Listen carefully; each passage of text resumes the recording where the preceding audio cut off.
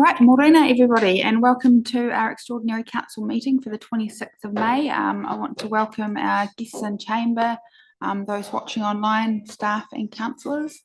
Thank you all for joining us today. We'll get straight into things. We've got a fair bit to get through. Starting with apologies now, I have Councillor Kells online who may or may not join us on screen at times. He's got a bit of a health issue in that respect, so just raising that. Is there any other apologies anyone has?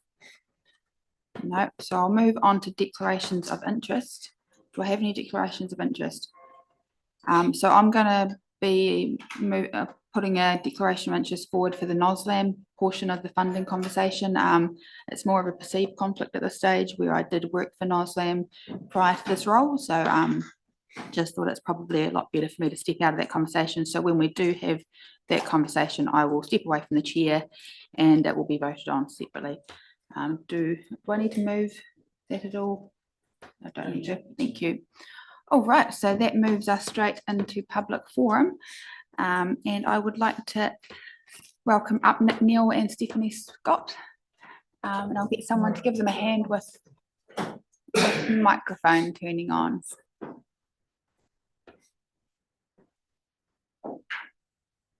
So Nicola Neal is from the North Otago Sustainable Land Management, so NOSLAM, and Stephanie Scott from East Otago Catchment Group. So welcome. And if we get the mic on, the floor is yours. Tēnā tātou katoa, nau mai. Thank you so much for having us here at the meeting. Ko Nicola Neal toku ingoa, ko kaitahu ka te maumea waitaha oku iwi. No aparima oku whānau, engari ko Oamaru tuku kāinga inainei. So my name is Nicola Neal. I'm the acting chair for the NOSLAM North Otago Sustainable Land Management Group. I come from Aparima originally, but I've been an Oamaru local for a very long time. So very grateful to be here today to present to you. I guess firstly, on behalf of the NOSLAM group and our wider community, I just really thank the council for their ongoing support for the work that we've been able to do. You know, NOSLAM's been working in this area for 25 years, I think, and one of the things that we're most grateful for, I suppose, is that we're able to make sustainable progress in that environmental space. We see a lot of our groups in the area, like we've been able to work in the national catchment group forums, you know, where a lot of groups are constantly relying on project funding just for individual projects. And I feel like overall it really limits the way that we can move forward with environmental work. So we really value that.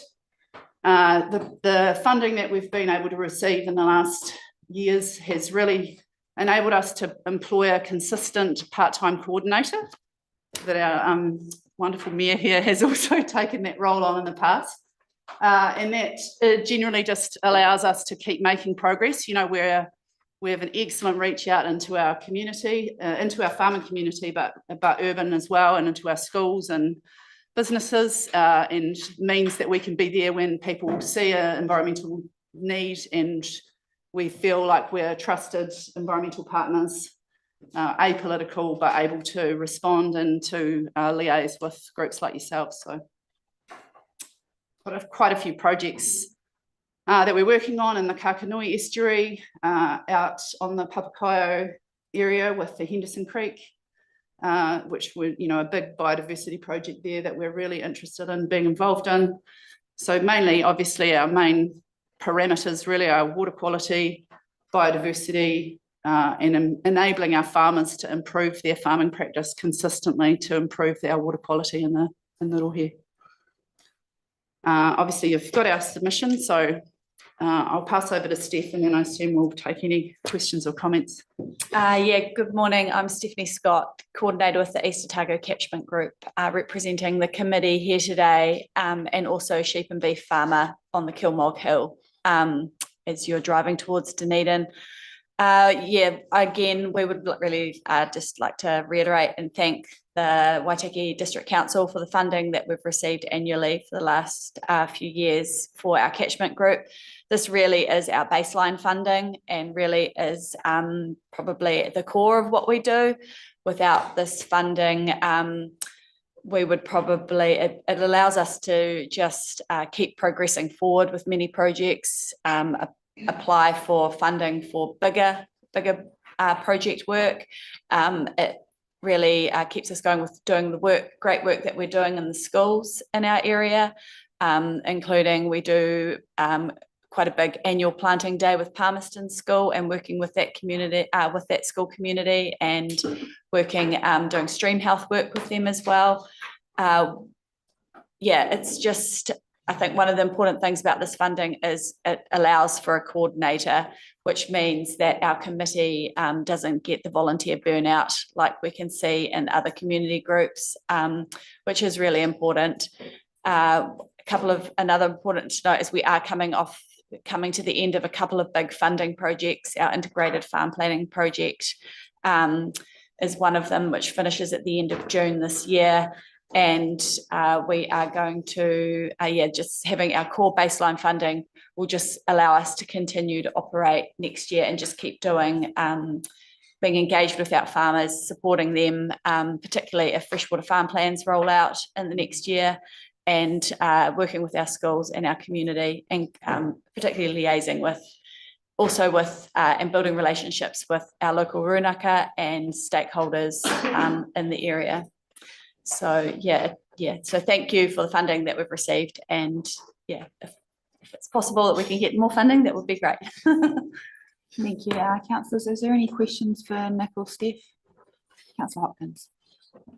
Thanks for that. Look, I'm just interested in your comments about the twin focus you have on biodiversity and water quality. And you specifically mentioned in your submission the fact that you're doing this project to reintroduce whitebait to the Kakanui River.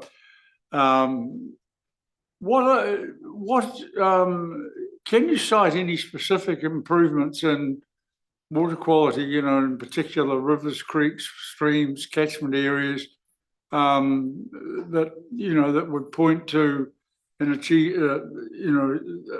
outcome that wouldn't have happened if NOSLAM hadn't been involved? Thanks for your question. I guess when we look at the Lawa data, there is a steady improvement in some parameters in the Wairika and the Kakanui River catchments.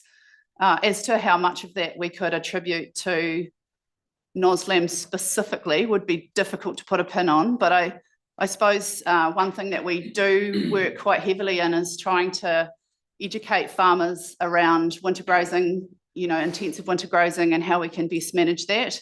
And I suppose again we're relying on what feedback we get from, say, the regional council as to how often those happen. But I think the expectation in our area, we have very low levels of misdemeanors, I suppose, in that department, which ultimately will trickle down into the streams. Yeah, there's obviously a very long-term plan to all of this, isn't it? We know that the water quality in the Wairika and in the Kakanui is pretty degraded, the Aomoko and the Oamaru Creek as well.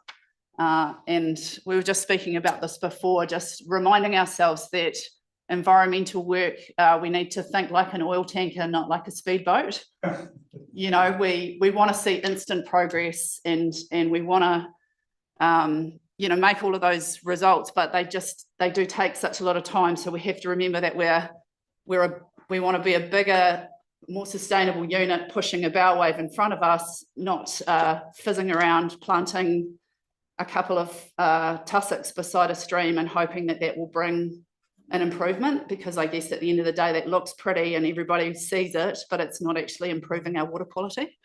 Yeah, so I think that our education with farmers is more valuable, and that's something that I feel like we have a good reach into the community with that, and a higher bar being set consistently about what's to be done.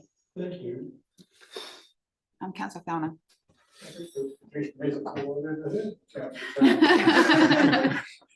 I'd agree. Yeah, I've seen a lot of what Noslam does, and it's awesome. So thank you. And I think that listening to central government, I think that the catchment group's going to play a bigger role in the future. But also looking at the position we're putting ratepayers in at the moment. I suppose my question would be if you didn't get it this year, would there be an ongoing effect to the organisation, or would it be a short-term effect? I suppose if we didn't get it this year, it would be, yeah, there would be a slight impact in that there'd be a drop in hours available for our coordinator. So there may not be as much happening in the area. Whether you'd see that visually, I don't possibly think so, but yeah, it would put a bit of a pressure on the groundwork. Yeah. Yeah, I think it would really, the presence of a consistent coordinator is just definitely a very, having those hours available and being able to be a constant presence in the community rather than just a pop-up funder.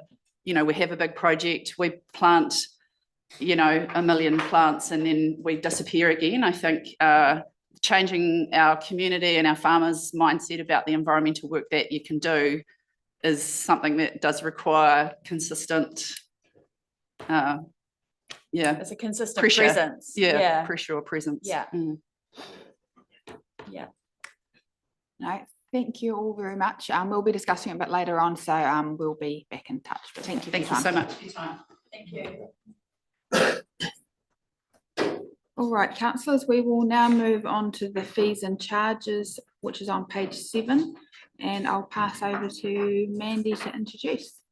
Thank you, Metia Tividale. So thank you. I will take the report as read, but just as a quick overview. So the proposed fees and charges, we brought these two briefings on both the 10th of March and the 5th of May, and they were just at a high level indicating those proposed changes by activity group. So the activity managers have gone through all of their activities individually and looked at what is able for change, where there's opportunity to try to recover some of the costs that they hadn't been recovered previously. And they've done a lot of work in that area. So yeah, so happy to take any questions as we move through.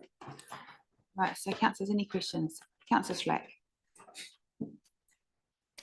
Mandy, I've gone through this and tried to do a bit of analysing on this. Can I just point row 381 in the comments? It says increase percentage from 0.04% to 0.06%. But then if you look at the change column, I don't see any change in there.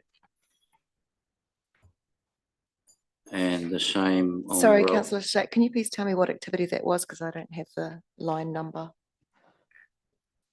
Sorry? What activity? Is it writing? No, I'm just looking at the rates. Sorry, not the rates. The fees and charges Excel spreadsheet that you spread around, that you shared.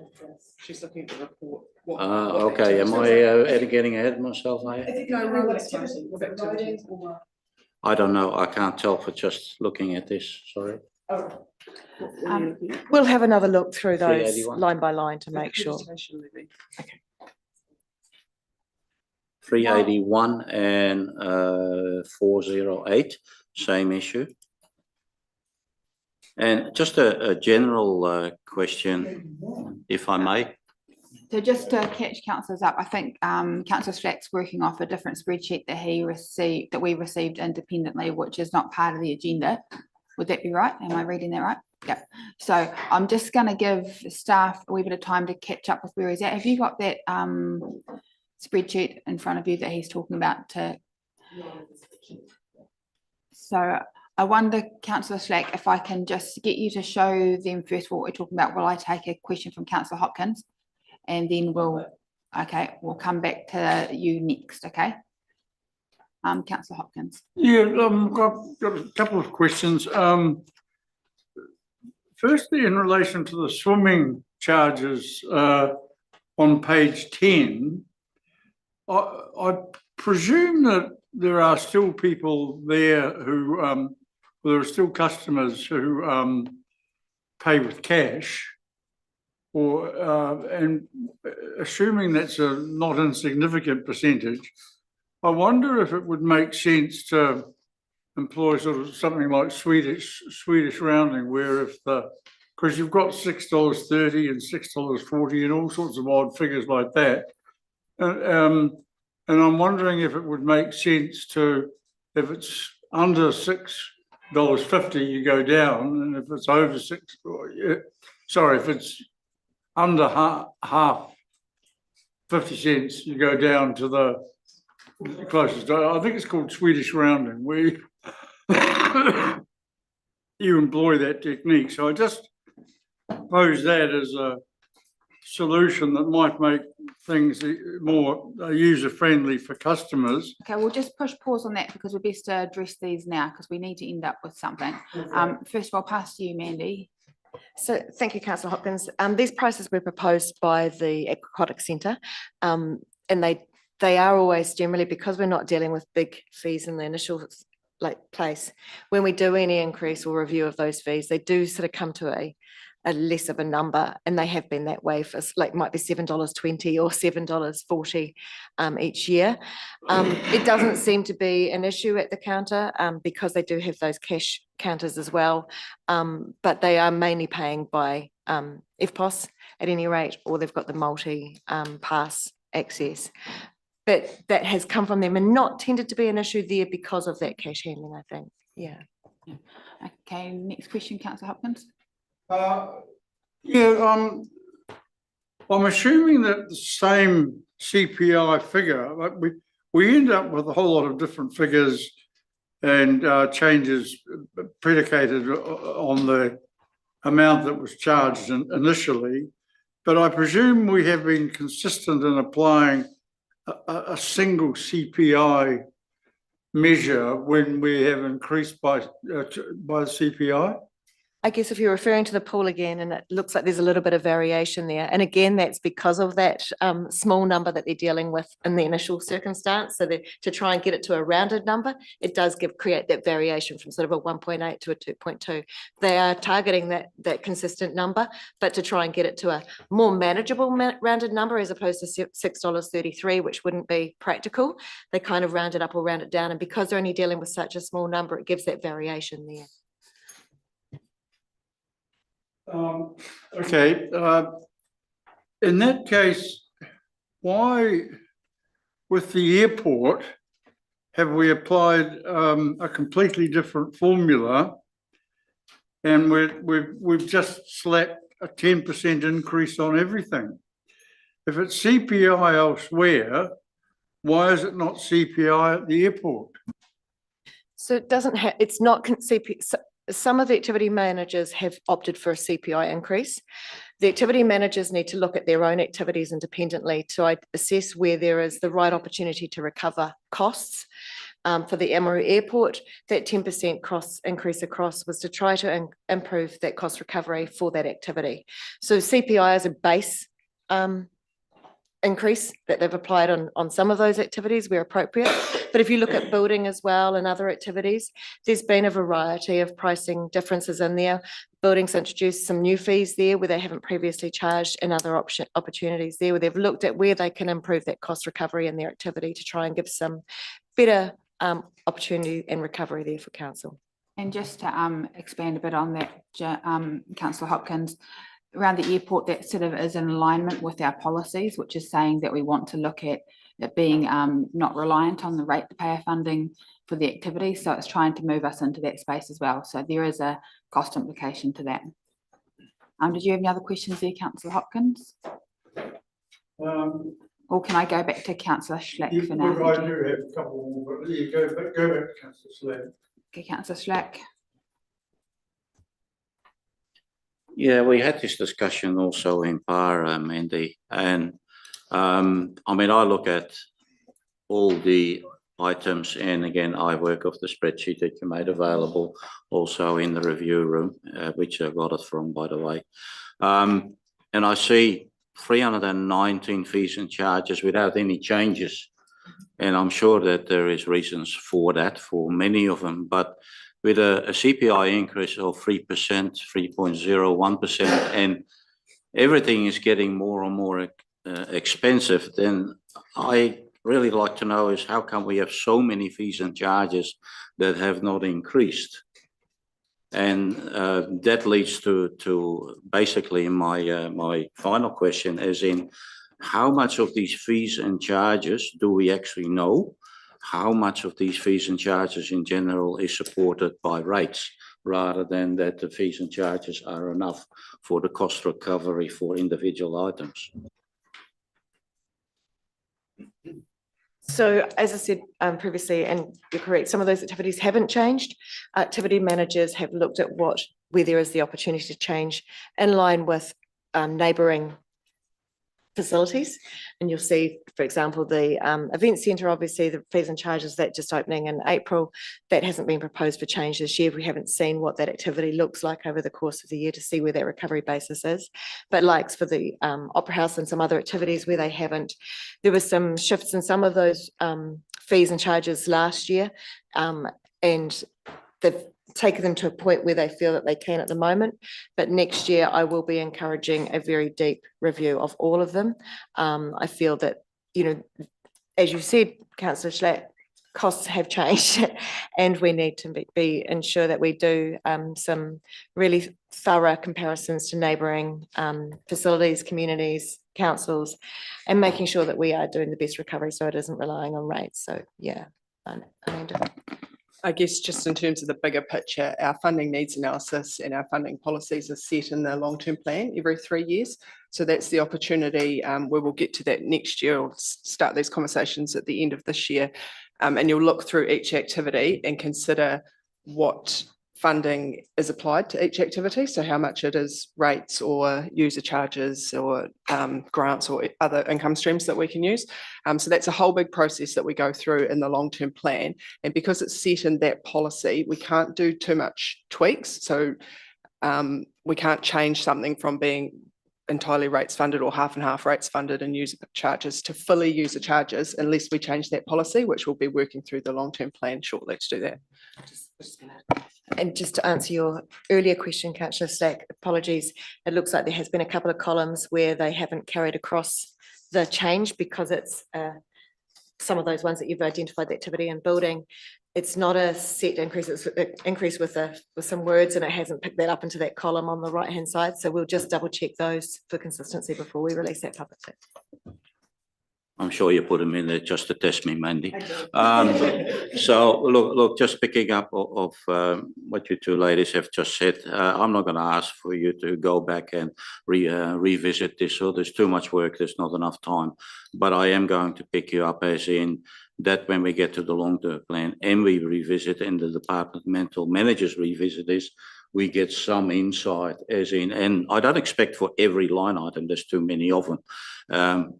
But I would like to get some insight of how much this is supported by rates, where basically every ratepayer is supporting an activity that they're not involved in. So thank you for that. Now, I've got quite a few councillors. I'm going to just play around with the order a wee bit. So I'm going to go to Councillor Kells first, followed by Councillor Thowning, Fanini Titi, McCone, then back to Hopkins. Councillor Kells. Thank you. Look, it's been raised with me, and it's only a minor issue just around the boat ramp fees. And a number of constituents have sort of stated that whilst it's per boat, that I haven't seen many vehicles towing two boats at once, or that people can't take two boats out at the same time. So there has been a question raised around why that is per boat. I'm not asking for a reply to that today, but just something that I wanted to flag because it had been brought up with me out of our community. I'm not questioning the raise. It's just that the fact that it's per boat. I suppose it's a little bit like motorbikes. You can only ride one at a time, or a boat you can only be out in one at a time, or tow one to the ramp. I believe it's the use for the ramp that we're paying for. So I just something to flag there that had been raised with me by a number of people. Thank you. No worries, we can look at that terminology, I'm sure. Councillor Thowning. Yeah, last time I raised the issue of the aquatic centre, and it's It's certainly not falling down right now, but it might one day. So we've got no money put aside to replace the building. All the gear inside it's all depreciated properly, but the building itself is not. The last time I foreshadowed the possibility of $1 flat rate increase on all the charges, so on a per swim basis, to be ring fenced or put in a fund for that purpose. But I've had a bit of a rethink and probably put that down to the long-term plan discussion rather than today. My question is, can we set up a fund? Is that allowed? Say some sort of index fund, ring fence for that purpose, that people can look at and go, right, there's that much money, and then people can make donations and see it go up, and each swimmer's putting $1 in and they see their contribution going towards the replacement of the building or the refurbishment, as the case may be. As part of the annual plan. No, that would be part of the long-term plan, but just relating to foreshadowing that, rather than doing it in the annual plan as I'd previously planned to. Yep, that's effectively what we are doing by having, by not depreciating the building. We're kind of recognising that in the future, to replace that building, we would look for grant funding and those sorts of things. So that would be just a practice of starting that early, so we can ring fence any grant, any funding that we ever receive in that way can be ring fenced any way we want to. So yeah, that can definitely be done as part of the LTP. Yeah, and if we took a portion of the charges, could we put that into that too? Yeah, if we specifically set it up in the fees and charges, so it was clarified that that extra $1 or whatever would go to that purpose, it would always be put into that bucket. Yeah, no, that'd be great. Well, if we could get some more information on that come the appropriate time, that'd be awesome. All right, Councillor Fanini to Edie. Yeah, thank you through the chair. Just picking up on Councillor Thaunen's concept, I think it's around visible accountability for the public to be able to see something visually, and then they can see, oh yeah, I understand that, you know, if this goes up, then they can see 50 cents or $1 goes towards this. So it helps with the community engagement and the confidence. I think that's the point of what you're getting at. I'm interested because I think I asked a question during a workshop around what the total revenue from the cost recovery is. It sits around 16% of our, you know, like of the revenue or the budget of what we receive. For the overall fees and charges, what is a good percentage that we should be aiming? I think it's a long-term plan discussion, but it's just something helpful for me when I look at the overall picture instead of bits and pieces. But what is the overall, if this produces about 16%, you know, like of our revenue for the year, what should we be aiming at, or what are your views on that? While Amanda's just checking that out, just that's going to vary by activity. So for example, like dogs are essentially user pays, so that should be essentially 100% recovery. Different activities is, you know, community activities, so they may have less return. We have to the ratepayer funds, but Amanda may have something in front of her now. Yeah, well, our cold hard user charges represent about 3.7% of our total revenue right now in the year 2 of the long-term plan, and then the regulatory charges are slightly under that. So they're included in this fees and charges, but they're shown separately in the annual report. So probably about 5% of our total revenue altogether. But that's a good way to think about it when we set that policy that I was talking about before, because it's quite in the long-term plan, it's kind of just check marks, whether it's funded by rates or user charges and stuff. It might be easier to visualize if it was percentage based. So you could see for the pool, it's 50% rates funded, 50% user charges, and that sort of better, clearer breakdown. We can consider that for the long-term plan. Councillor McCone. 3 or 4 small questions and one big one, if that's right. So the room that's not being charged in the Opera House is presumed unavailable for rent. So that's off the page. How much revenue do we collect from the gardens with permits for people to use it? I wasn't aware we did charge for that. So that's just a question. And then we get into the other stuff. Come back to you on that answer, might be the best way. Sorry. Yeah, so the storeroom at the Opera House wasn't, was that what it was classified, storeroom? Wasn't being utilised, so we've just, that isn't there, but if someone shows an interest, ask for it, I'm sure they could make it available. And then in terms of the using the gardens, it's very few and far between, like the odd wedding or celebration. It's probably Waitaki District Council is the main user of it. Okay, and then we get into the rural aspect. So I see on page 16, there's now a stop driving licence required and a vehicle crossing bond and application. We have a wee bit of an explanation on that. And the second part of that, there's a restrictor charge for water. And I find that very difficult in the respect that when you relinquish water, you give away your capital unit. You do not get refunded for it. So you're actually charging someone to remove a restrictor that you've already technically paid for in the capital cost. So I think that's just a wee bit tough having that in there. So in terms of the last one, that's simply cost recovery of getting a contractor out and the materials and process of doing it. Quite often it could be under a road and require quite a lot of work. So we do lose money on some of them. Like that's the average cost recovery. It's up to you if you want to keep that charge or not. My point being is that it's already there in the capital cost. You've already paid for it. So when you relinquish it, if you paid 10 grand for the water and you relinquish it, you don't get 10 grand back. And then to charge them to actually reduce that water, I think it's just a bit on the nose. So I think we should be looking at that. And the other thing is why development contributions not listed in this? You know, it's a charge that goes with water. So could we see that shown rather than refer to that list? The development contributions are, so this thing goes on the website and those development contributions are on the website, but they're not in this because they are set at, this is an annual schedule of fees and charges, and development contributions are set every 3 years as part of the LTP, but they are on the website available for people to see and as part of our fees and charges in that section there on the web. Yeah. Just to pick up on the stop driving crossing side of things, which has obviously gone from no fee to 300, which is quite a massive hike.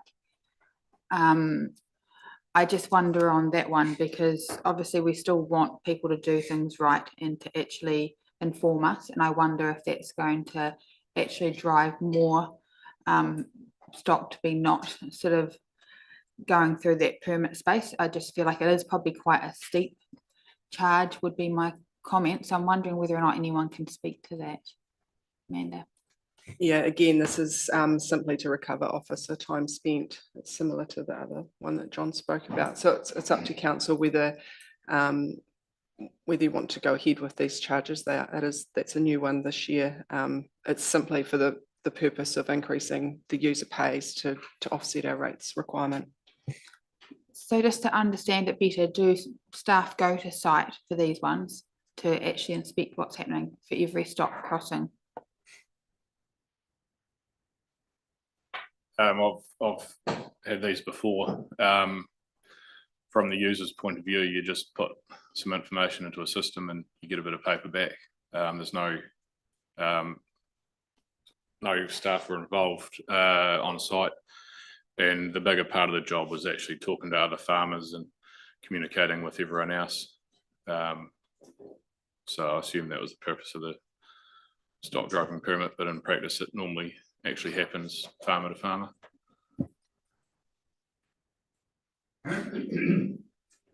The notes that we have here, it's for administration time. So the application processing time, design review, liaison. It does mention in our initial inspection and works completion time. So that's an average. So some take more, some take less. I guess, does that mean every time someone moves stock, they pay $300 on the road? An annual permit. Okay, that's not probably very clear whether we need to clarify that somewhat as well, because that's quite different to the way I was looking at it. Sorry, Councillor Downer. Maybe an actual cost quoted type thing might be better, because we do need to recover more user charges, but at the same time we don't want to be overcharging, because inevitably any increase in charges is going to lead to an increase in non-compliance as well. It's bad enough as it is when it's free, trying to get people to do it. So I think maybe the actual cost might be a better way to go. Councillor Kane. Look, again, the way my mind works, it's administration costs. It doesn't actually do anything. So the other way of doing it, if there is a complaint about what has been done, then that's when the pain is afflicted. But this way here is just, you're charging for a service that no one actually is requiring or needs other than taking care of what is public property. When it comes to the idea of it being cost recovery or, you know, the actual cost, I guess because that can fluctuate and it's probably not giving a set cost to people, it probably doesn't work. I do wonder if we're better to still come up with a cost of or a baseline cost, but I just wonder whether or not $300 is quite steep. But if it's per annum, maybe we do start in that mix, but make sure we do put the per annum into the examples. Yeah, it'd be per annum, but you're probably only shifting your animals on the road twice a year, so it's still quite high. Do we have that particular function as put into the online system at all? Because from my understanding, it's mostly preventing conflict on the road and just knowing who is moving what on the road from the council's point of view, for because the traffic management and stuff still on the farmer. So I'd imagine that's the sort of thing that could probably be quite formulaic and put through an online form type system. Has it been put into that? I know we're doing a lot more online now. I'm unable to confirm that. I will get back to you on that one though. Yeah. And just to confirm on the cattle stock driving fee, the 300, it is by default it is actually currently application, but most have a permit which extends the whole winter period. So it's but the fee includes admin time for the application. There's still the route inspection and post-driving road inspection as well that occurs with that. So that's why there is the fee at the $300, because there is quite a bit of officer time involved in that.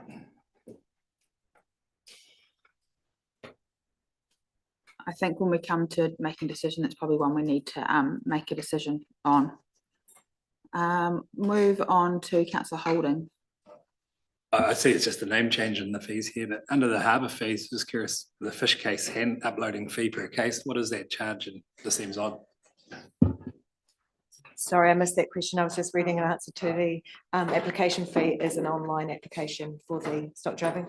Sorry, Councillor Holding, what was your question? It's a name change for the fish case uploading fee per case. Yeah. And is that what?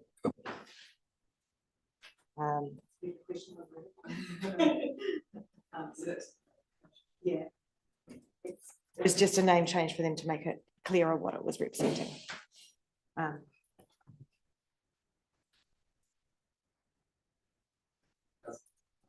Does council take 60 cents off every container of fish that goes onto a wharf, or is it? I'm not sure. I deal with that part. I don't think we have that knowledge in the room, but we can find out a bit more on that one and let you know. Councillor Lewis. Thanks, Ms. Havendale. Just a couple of questions. One with regard, starting back where we began with the aquatic centre. Just two things. Has any modelling been done on the difference in revenue if we went, say, for an adult swim from the proposed $6.70 up to $7? What sort of extra revenue, and likewise with the concessions? And secondly, to that, that's dealing with CPI. I would have thought the overheads, the running costs, particularly with the fuel crisis and things that we have, would be well outside of the 3.08%. Should we be looking at increasing that or doing something with regards to taking that part of it into account? Because heating the pool, I would imagine, isn't that cheap. My spa is not that cheap to heat, so I would imagine a big pool isn't going to be overly cheap either. I'll deal with that one first. Thank you. You're absolutely correct. The cost of running the aquatic centre is high, and I'm not sure if they did go through that specific activity of comparable pricing of what that recovery would be, but it's one of those events like that Amanda mentioned earlier, one of those community facilities where you've got to weigh up you know, the community benefit that it has. We don't want to put those fee increases too high to put the users off, because if you do that, then we don't have anybody paying for the recovery of the pool. And also that community benefit balance that we do offer for our community facilities, together with what is an appropriate fee increase without stopping that. But I'm not sure if they looked at the different scaling. I think what they did consider was one CPI, and with that also not moving too high to deter our current user base. You know, it's a really important facility for our community to continue using. Obviously, the cost of it need to be considered as we continue that, but yeah. Lisa? Thank you, through the chair. Just wanted to add to that answer as well. I don't believe the modelling was done if they did lift it to that next dollar, but what they did do is look at comparative pricing at other centres as well, to try and ensure that they were in line with other pricing. Thank you. I was just looking at it because when you look at the fees and charges from the 1st of July through to 24 to 25, for example, the community card or gold card 3-month pass went from 150 to 165. The proposal is for it to go up to 169.10. It just seems like there was a $15 jump the previous time. Even a $10 jump would generate more of a balance, I would have thought. It just seemed like an odd number that wasn't actually really taking into account the cost of running the facility.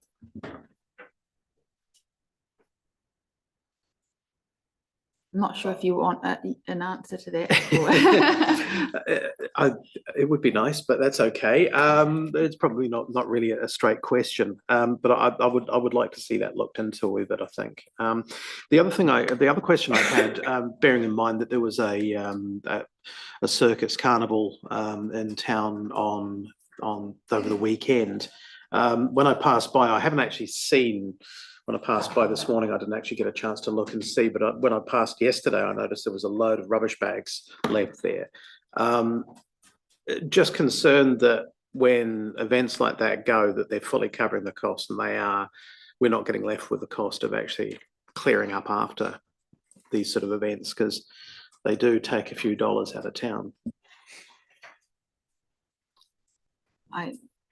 It's a fantastic question, and I wasn't aware of any rubbish being left. I would have thought that your general hiring is leave the site as it is, and if the site isn't left as if there's any remediation required, they're generally charged to reset that remediation.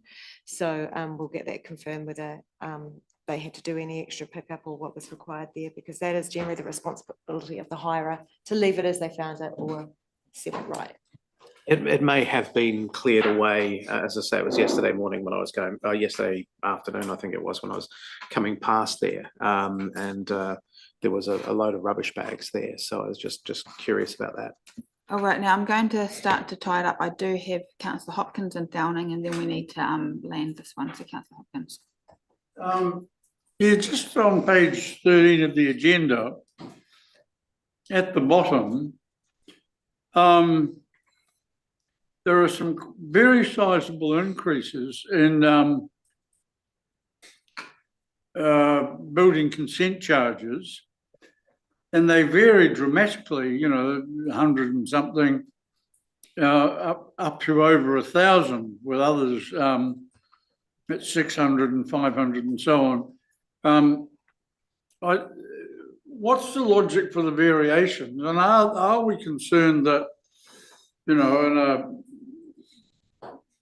delicate market or a difficult market in terms of demand in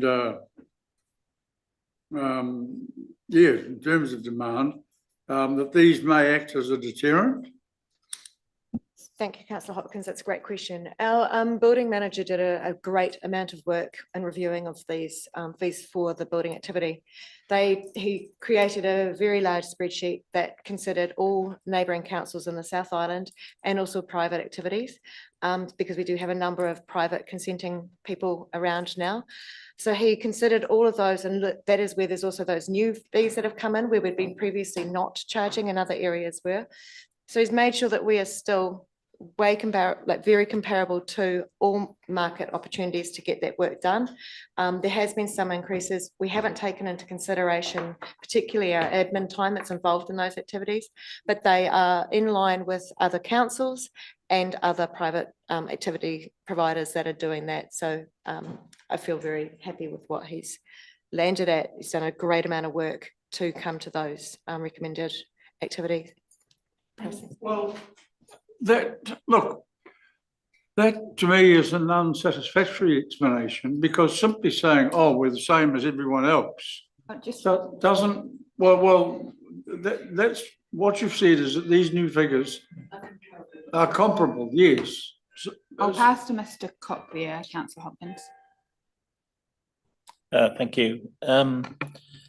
Building on what Ms. McIntosh has said, the building fees are a stepped building fee based on the value of building work, which is what the industry through the Waitaki Building Forum have said they prefer, because they can cost that into the work. So they know when they're building a house worth 500,000, they know what to build in for the consenting fees. So that is the popular model which the community prefer. We had looked at going to an hourly rate charge. The step fees are built up by the number of hours that it typically takes to process a consent of that value, and the number of inspections that it typically takes to get that consent to code compliance.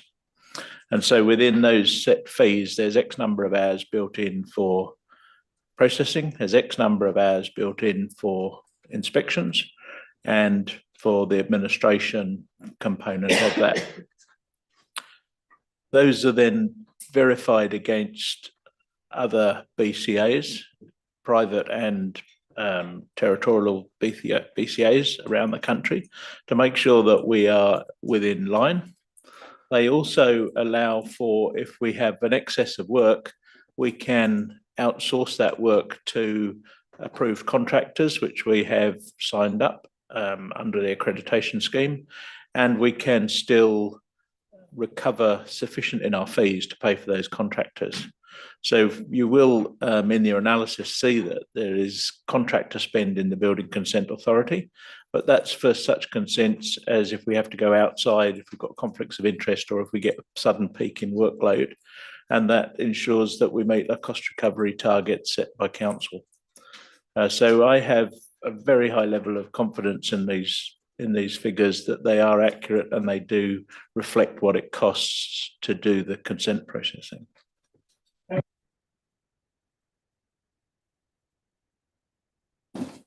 Councillor Fowling, and then we'll move on to something. The art gallery, I note the basement gallery, side street level gallery, first floor gallery, and design production of labels and didactics is all $0. Is that intentional? What would be the reason, and wouldn't it be better to charge, say, 45 like at the event centre when the Horace similar space out there? Mrs. Bailey, or did you want to, are you the person for that one? It's something I'll have to come back to you on. Yeah, I'll do that though. Thank you. All right, so councillors, I'm going to ask you to pop back to page 8, which, if down the bottom of the page, is some of the options we have in front of us. It's basically whether or not we approve the fees and charges schedule as is, or any minor edits. We do have the option to decline, but I would say in the timeframes to try and set our annual plan, I wouldn't recommend us taking that option. Do I have anyone willing to move anything? I guess, first of all, when it comes to amendments, is there any driving amendments from that conversation that people feel the need to have in the, or have a vote on first, so that we can set a direction on those? Councillor McCone. I'd just like to see the issues with rural water readdressed, or we go through it and straighten it up, please, because I disagree with what's there. So when we go through it, you meaning now, are you meaning through the fees and charges now, or through the long-term plan? I'd like it fixed in this other fees and charges if there's time, otherwise it'll be definitely have to be fixed for a long-term plan. which are you moving for? I'd like to see the removal of change of rural restrictors taken right out, because you're charging people a capital charge and then you're turning around and taking that away from them without refunding the capital charge. So you're opening yourself up to actually get charged twice, or the council having to refund what they're doing for removing the opportunity to take that water. So essentially it is if you're giving points back and no longer using them, you're also getting charged to stop doing an activity, essentially. So you're saying that's not really the right thing to do.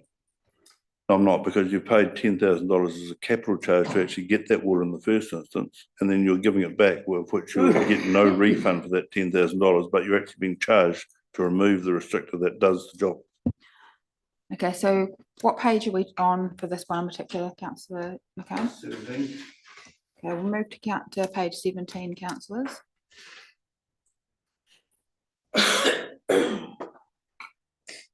I'm just trying to work out where exactly on the line we're looking here.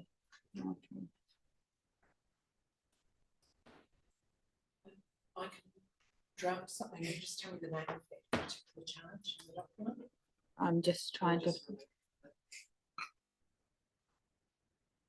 We can look at moving that charge. Is that what you want to move, Councillor McCone? Yes, it is. What's the name of it? Because I'm just trying to find it on the list here.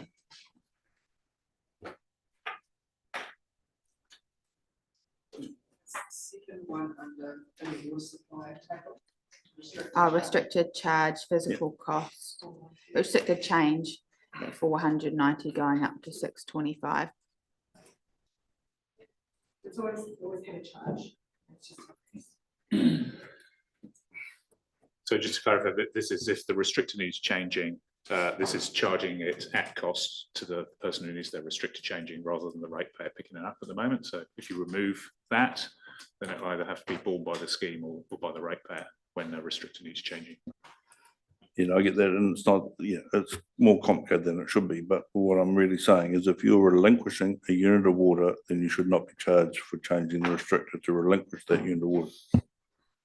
I guess the question is whether or not with the restricted change, if there's one that's needing change to carry on receiving the service, that's a cost of business, if you will. And if there's one to be removed to no longer get the service, that might sit differently. Well, if you remove the unit of water, therefore you're opening yourself up to be charged, pay back the $10,000 or whatever that unit of water capital cost is. I think this is just if someone who's using water needs their restrictor changed, then we're charging them at cost for that. It's not related to relinquishing water. I think that Councillor McCone is dealing with this situation where he's actually seen this applied to someone who is trying to basically no longer receive points of water that's been charged to have the restrictor removed as a result of saying that I want to receive the service. So I think that's where the nuance is in this one. So maybe it's restricted change, like it doesn't actually say removal in this. So in theory, restrictor removal shouldn't fall under this, and it actually isn't identified. Amanda. So that's something we could clarify. So restricted change is applying to both. As you know, I think you've got a specific example of, so where it's a change, you're going from 1 unit to 2 units, that's the same amount of work digging the hole into officer time to take it from 2 units to 1 unit. So restricted change is the cost for both, but we could clarify that it doesn't apply to when it's just a unit is removed, if that's what you want to do. Okay, now, so I've got a lot of hands up. What I'm going to do is I've got a request that we remove the restrictor, any charge for the restrictor removal. So just clarifying that, would that be fair, Councillor McCone? So not removing restricted change, but just clarifying that it doesn't include restrictor removal for those that are no longer getting the service. Do I have a seconder on that one? Councillor Thowning. So now I'll take any comments anyone has on that one. Councillor Hopkins. Look, the issue here, it seems to me, is relatively straightforward. If this 10,000 amount that was paid at the start, or the initial engagement of the client with the council, included a provision for the removal of restrictors at some point in the future, then it's a bit like a bond that a tenant enters into with a landlord. If that's, in which case that money should be held by us and should have been for some time now held by us for that purpose. So I guess I'm going to If that's not the case, I'll pull you up there. I guess there's not that level of detail way back. well, that's my point. That's precisely where I was going. I can't support this at this stage because there are unanswered questions for me that need to be resolved. And I mean, given the huge furore we've had about the proposed rate increases we've mooted, anything that shifts a cost from an individual user to ratepayers generally, in my view, should be approached with extreme caution right now.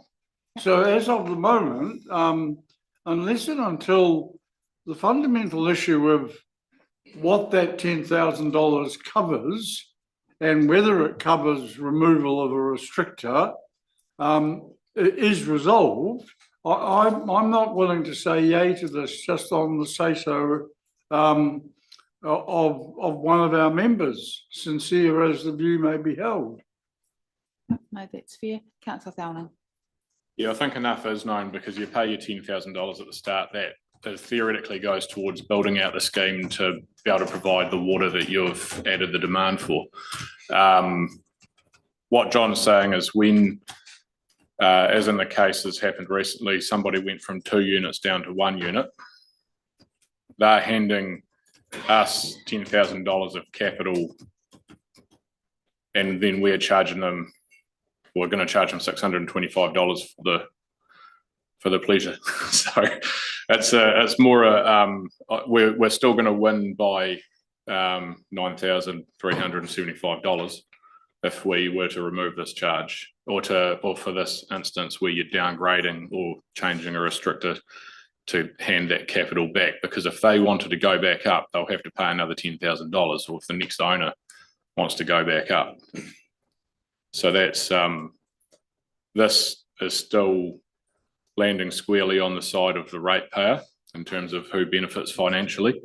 What we're doing is taking away the little bit of insult to injury, if you like. Councillor Lewis. I guess the question I'd ask around this is that given that this is moving over into southern water space next year, what are their requirements and rules around this? We do not know. Would be the short So answer. are we in a position to actually make any changes, or should the status quo just continue? I guess that's a decision for us. Councillor Fanini Titi. Just from what I'm hearing around the discussion, it sounds like more of a policy setting and a procedure, kind of something, just to make it really crystal clear for our officers to be able to implement across. So there's a bit of discretion that we need to take into account. So I'm just wondering where does that sit in terms of the fees and charges, but actually a clear guideline so the officers know how to put it into place and implement it, taking on board both councillors' views and lived experience from some of the feedback. So I guess for this one here is about clarifying that activity and what exactly it entails. And there is a cost implication if we do clarify that activity and remove the when water is removed from the mix for that, but it will make it clearer. And I think we can vote on this either way and move forward. Is everyone happy with that? Right, so the recommendation is that the underwater supply, the restricted change physical cost does not include, how am I putting this?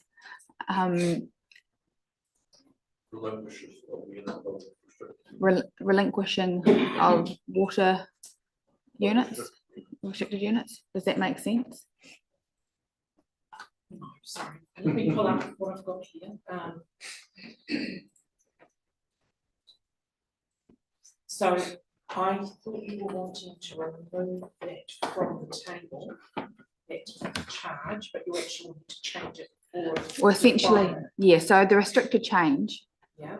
we're saying there can still be a cost recovery for that, but when people are basically giving back units of water, that we shouldn't be charging them for the restricted removal for that. Yeah, it doesn't apply for relinquishing. There you go. So it doesn't apply for relinquishing. That's probably a clear way of putting that.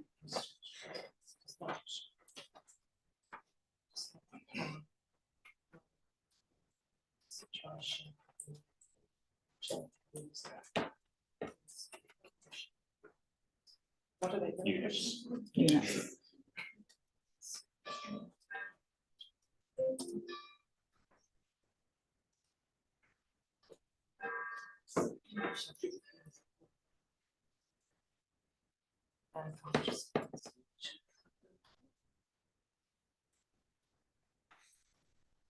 All right.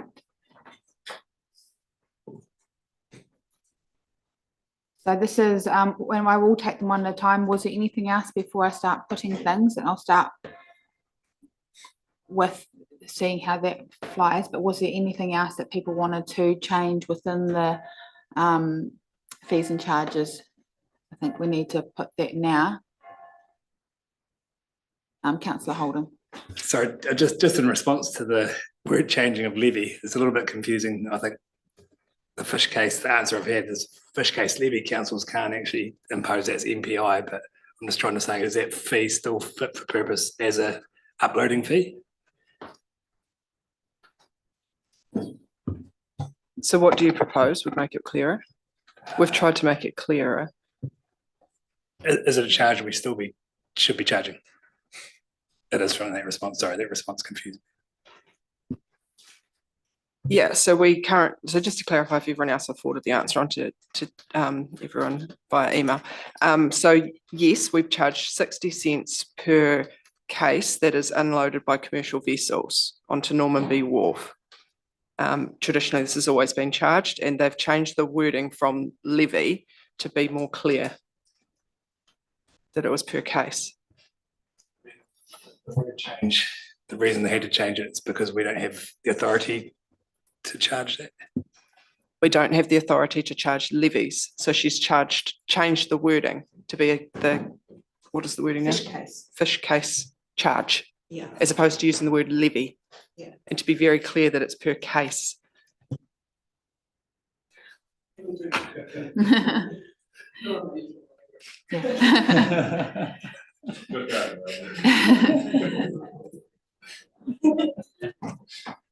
Perhaps we leave that one for now, but you can dig into it. And if you have a concern at the end of you digging into it, come back to us. How does that sound?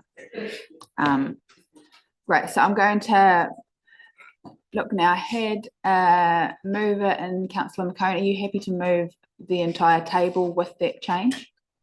Same. And I had a second to Councillor Downing. Are you happy with the same? Right, so we've got a mover and a seconder for approving the fees and charges with the change to the restrictor that we've discussed, and it's up on the screen there. Is everyone clear on what they're voting on? Just to be clear, we're now voting on the two things together. Well, basically, if this is voted against, then I'll be looking for a new mover, which will probably look at just the approves the fees and charges one. So you're voting at the moment for the fees and charges to be accepted without, or would you prefer that I did the A first? Yes. Is everyone happy with? So what I'm going to put first is the A portion, so 1A, that the second charge in the water supply table does not apply in the situation where a water user is relinquishing units of water. Everyone clear on that one?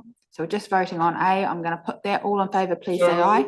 Aye. Sorry, we'll stop that for a second. Councillor Hopkins, we're just voting on A. Voting on the wording that starts the second charge. Yes, 1A. Right, so I'll try that one again. I'm going to put that. All in favour, please say aye. Aye. And against? No. That's carried. Comfortable with those numbers? Do you understand who voted there, Arlene? Councillor Hopkins was the only councillor who voted against, is that right? Yes, that's correct. All right, so with that now part of the substantive motion, or no, it sits, not sure how that sits. It sits sort of alone because that's why I was putting them together, Councillor Hopkins, because it gets a bit confusing because now you are voting for that in the overall fees and charges. But number one, so now it is approving the fees and charges, which includes the incorporation of the change to the restrictor one we spoke about. So I'm going to put that. All in favour, please say aye. Aye. And against? On abstention, that's carried. Right, thank you, councillors. Now we will move on to page 19. I think we'll stop for lunch at 10:30 if everyone's comfortable. I mean, not lunch, morning tea, cup of coffee. We'll do that at 10:30 if everyone's still comfortable to keep on moving through this, because I think we've got a fair bit to get through. So page 19, key directions for the annual plan. Mandy or Alex, who wants to start with that one? I'll just do a little start and then I'll hand over to Mandy. So this is really the final stage of consideration, what goes into the annual plan. If we're going to meet the timetable to adopt it before the 30th or on the 30th of June, that is the statutory timeline for adopting an annual plan. And we need to get the decisions today on the key directions so that they can feed into that annual plan, which is quite a complex process, given the rating system and working out how that works through all the different rates that we have across the district. I've said before that, through annual plan processes, there's limited room for manoeuvre because any change to service levels requires under the law consultation and potentially an LTP amendment. And the time we've had, we're not able to do that at this stage. But we have had a look at a number of things, but the real opportunity for reset and looking fundamentally at the business is through the LTP process, when we know Waters is going to transfer and a substantial part of the debt and income goes with it. But what we have done is gone through and look at where we can further reduce costs, both in CapEx and in operating costs, but without changing service levels. So there's a number of things there for you to work through in terms of cost reduction, as well as the requests for additional funding from parties there to work through as well. So with that, I'm happy to hand over to Mandy. Thank you, Mr. Palmy. So we've got the report there, and I will apologise, there was some last minute changes to the report. So the full analysis that was presented at the deliberations last night has come out of that report. So that's why that has been just last week's paper has been placed, because that wasn't in the report clearly. So sorry about that. But yeah, we received a lot of submissions to this year's annual plan, and 580 submissions that received. The analysis is there for you. Of the 580 submissions received, 295 people didn't choose one of the options that was presented, but about 200 of those people, 100 people of those people did propose an alternative. So yeah, we've got some important decisions there. The feedback was good to receive from the community. The high attendances at the community meetings showed that the amount of interest across the community. But yeah, we've got the report there, take that as read, and we've just got some key decisions to work through. So I'll hand that back to Mayor Tavendale to lead through that. Thank you, Mandy. Recognising we have two things at play here. We have the extra requests for funding that we need to work through one at a time, and then we move on to the proposed officers' changes to the budget, which is on page 25. I might take us there first for us to walk through basically what we're doing internally, part of the discussion, and then we can move to the external, which might be one we land after the morning tea break. So I wonder whether, Alex, you want to walk us through some of the proposed officer changes to the budget. It's probably a good place to start, and that way we can have any questions and set what we're comfortable with in that, so that we can feed that into the next part of the conversation. Okay, so the key changes, and Amanda can supply further detail on these, are set out in what is page, start on page 10, page 9. The first one's being within the 3 water space, and so these are CapEx changes. where we've been having, through the water services delivery plan and discussions, looking at what can be shifted out, particularly in that water space and what is essential. I'm just trying to work out what report you're on there. So this is the appendix, so it should be page 9. Oh, sorry, I'm in the additional. Sorry, we're going to page 26, just to get us on the right. The right version. So yeah, looking below the table there. So the table summarises the financial impact of the key changes in CapEx. So there are changes within the 3 water space, and so there's a new project that has been added in there, and this is going through the water service delivery plan process, which is around the Oamaru wastewater treatment plant. But offsetting this, there is proposal to defer or reduce projects totaling $9 million of CapEx for next year. So deferring the Oamaru water strategy, deferring the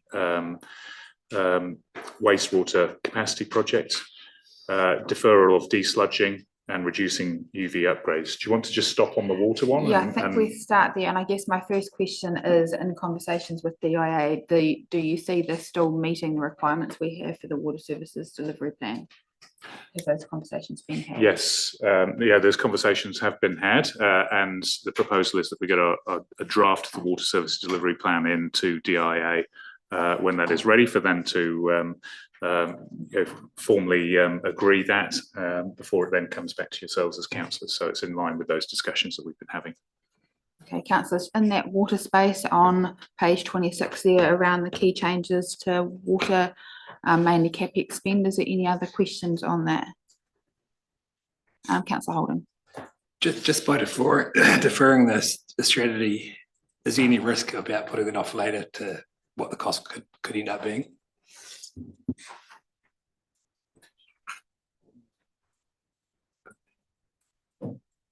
Mr. Hope. Sorry, can you repeat the question? That didn't come through terribly clearly. Deferring the $4 million Oamaru water strategy source resilience, does that put any further risk for implications of cost in the future? No, the main reason that's deferred is it is essentially reliant on a third party advancing their work program, so it's only been deferred a year, and then that work will be undertaken. So it's just can't physically be done in the next 12-month period. So that's the reason it's been deferred. And it is good to see some come off the plate, recognising that the work program moving forward in the water space in the next 12 months is immense. So any kind of reality we can put to that there that can be approved is certainly helpful. Councillor Lewis. Given that that'll be moved into the southern water space at that point in time, is there anything else that can actually be pushed back alongside that? So I think that's the process that the team have gone through, and in conjunction with DIA, looking at anything that could possibly be pushed back. And this is about obviously reducing the CapEx burden next year, but also it's around the deliverability of the programme next year as well. So they've been through that process, interrogated every single line of CapEx around water that's in for next year, and looking at what can be deferred or downgraded. So the answer, there is nothing else that we can find? No, there's a few other items further out on that are for discussion with yourselves, but in terms of what the officers are looking at, that's as much as they believe they can find. Okay, so we'll move on. Councillor Hopkins. So what we're being told here with regard to the key changes, and in that context, I would ask somebody to explain the figures under current above that, because I can't make sense of those. The 13, 15, 26, 32, and then you look at the bottom, you've got identified changes of 26, 535, 4 million, and 2.5 million, and they say the total is 4632, which doesn't add up to me. But so if that can be clarified, I'd be grateful. But the other question I have in relation to these $9 million of deferred activity Our office is proposing to amend the annual plan budgets and remove $9 million of rateable expense. We'll start with Amanda on that one.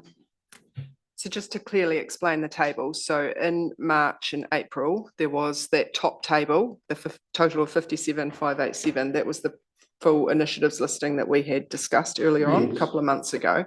So that had carry forward projects from what we thought that we wouldn't have complete from the 26 financial year that we needed to still do in 27 because it was going to span balance date. It had the 27 LTP, what we put in the long-term plan in year 2, and then the changes, 12 million year. We were still working through that 10 million of water stuff then. So that's what we've worked through now and have a clearer idea of what's necessary for next year. And that all totaled 57. The current box in the middle is exactly what the initiatives listing looks like now. So 3 waters now totals 32 mil. So it's gone down 5 mil. And then the other, in the changes column, you've questioned the 2.5 is actually a negative 2.5. So that's how you get to 4.6. We've reduced other by 2.5. So now the other than water, road and grandstand, we only have 2.8 worth of other capital projects. So there's some negatives in there I think you might have missed to make the totals balance. And then the changes just show the difference between what we talked about in March and what we currently have. And it totals a decrease of 4.5 million.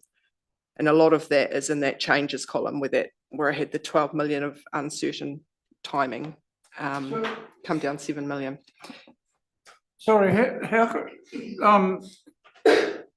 can those changes be negatives? Wouldn't a negative be an absence of expenditure? I mean, well, as far as I can work out, looking at what we've been told,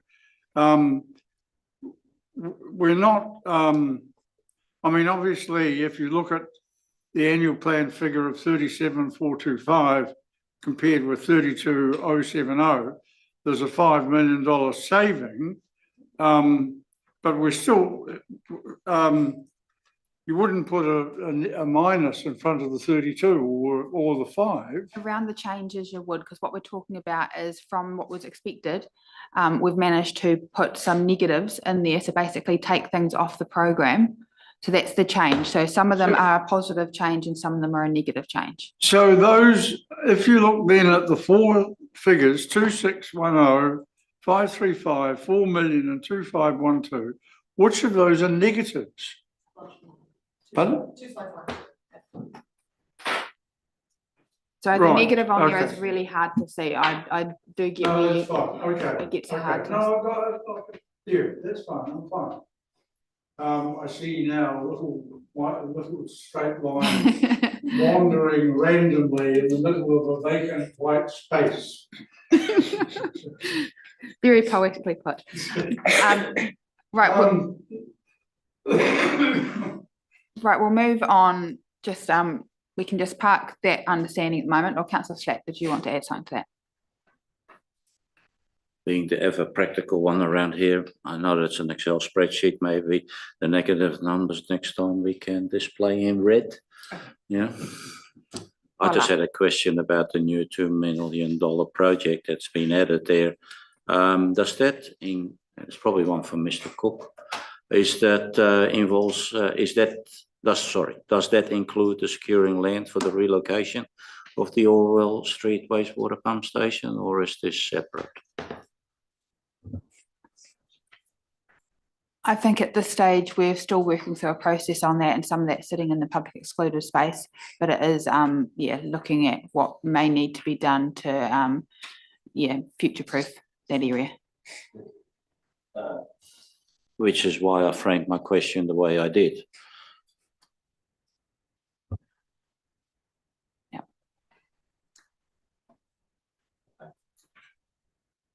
Which is why it's written in the way it is.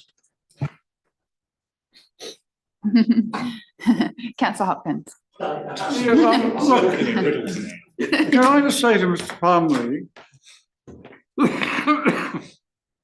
if we look at the current figures on that page 26, what we have in the first two columns is effectively a year's work in carry forwards by budget allocation, along with the actual LTP 2027 capital CapEx expenditure. I do not believe that we can do 2 years' work, albeit as identified by budget, in 1 year. And I would urge officers to go back and reprioritise. I'm sorry, what we're going to get at the end of the next financial year is, sorry, we couldn't do all the carry forwards, or there's, half of what we were going to do this year we couldn't do because of the carry forwards, or whatever. I'll pass it to Mr. Palmy, but the vast majority of that is in our water services plan, so it's a legal requirement. So that's where we've got to start the conversation. We can't just choose what we pushed out in a year. But I'll pass over to Mr. Palmer. So I'd also dispute that it's 2 years worth of work, because this is about when the cost lands. So a lot of those carry forwards, a lot of the preparatory work and going out to market has been done, and it's about when the actual cost of delivering the project lands. So a lot of that I anticipate early, but you're right to raise a concern. It is a considerable amount of capital within there, and there's a lot of work going on around how we ensure we've got the capacity to deliver that. Some of those numbers in there, so looking at, for example, the grandstand, that is subject to external funding being raised, and probably won't be delivered directly within house. Likely be using external resources to support delivering that. So that's a good chunk of that gone. But you're right to raise a concern, but it's not 2 years worth of work that needs to be fitted into 1 year. Thank you. Yeah. We'll move on to roading projects. Mr. Palmer, back to you, patient. Well, I'd say as written, unless Amanda wants to explain anything further on there in terms of the movements that have occurred in that space. Sorry, I should have added a clarification that you also asked another question, Councillor Hopkins, about stripping out 9.5 million of rate funded capital, and that, I think most of that capital is borrowing rather than rate funding. So whilst it ensures that our the deliverability is increased, the impact on rates is not actually significant in terms of that, other than not meeting the additional borrowing costs. It's certainly not within the annual plan timeframes anyway, where there's not the debt repayment required within this annual plan period. Right. And we have no intention to depreciate any of that 9 mil. Well, that's a conversation that we need to set today. Okay. Yeah. So we'll take the roading projects as read. I guess my only question would be on the removal of the Kakanui Bridge. My thoughts were that was within the original project cost. Is that no longer within the original project cost if it's a new budget item? It's just part of the carry forward. That carry forwards increased significantly there, so it's within that. So yes, it is within the original budget, but it was supposed to be sent in 2026, but now it's been put into 27. Okay, understood. Councillor Hopkins. Yes, I'd like to move that we offer the Kakanui Bridge for sale. I think it has been. I think that part of the budget there. For the old Kakanui Bridge for part sale. Part of the budget involves some timber going to different community groups, and part of it goes back to the contractor, which has kept costs down. Then why have we got 350k in the budget to take it to remove it? Because it still costs 350k, which is less than what it would have cost if we weren't selling some of the timber back to the contractor. Not if we sell it to a third party. You hurt my brain. So can I just suggest until that third party comes forward and offers to take it away for free, we need a budget in there in case it doesn't. I hazard a guess they probably won't. Councillor McCone. Yeah, look, I just see it, and perhaps it's why it's written, but the addition of 2 new projects, one of them being 265k to meet Kiwi Rail's requirements for Thames Street. Now, Kiwi Rail charges me to put stuff on their train to go somewhere. Why should we actually pay for their crossings? They're going across our patch and they don't pay anything. So I think if they want to improve the crossings, they pay. The operator of the rail corridor has quite extensive legislative powers behind anything they do. They are very protective of that corridor, and basically, essentially, they have the right instead of the road. So the burden falls on us as the owner of the road and corridor. I think we should tell them to realign their corridor and go somewhere else. I say good luck to you, councillor. Right. So we'll move on to number 3, the other projects. Oh, sorry, councillor Lewis, I keep. It's all right. It's unusual for me to be quiet. Thank you. I'm just surprised that there's not been any savings able to be found in the roading space, either by deferring certain elements of projects that were going forwards. I must admit, I would have liked to have seen an element of some sort of shifting of time frames on some projects. Scott might supplement this, but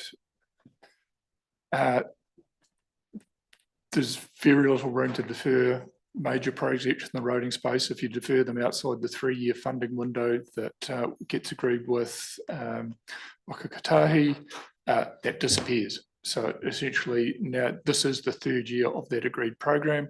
So if we defer them out to a 4th year, that's basically cancelling it, which is, it's gone.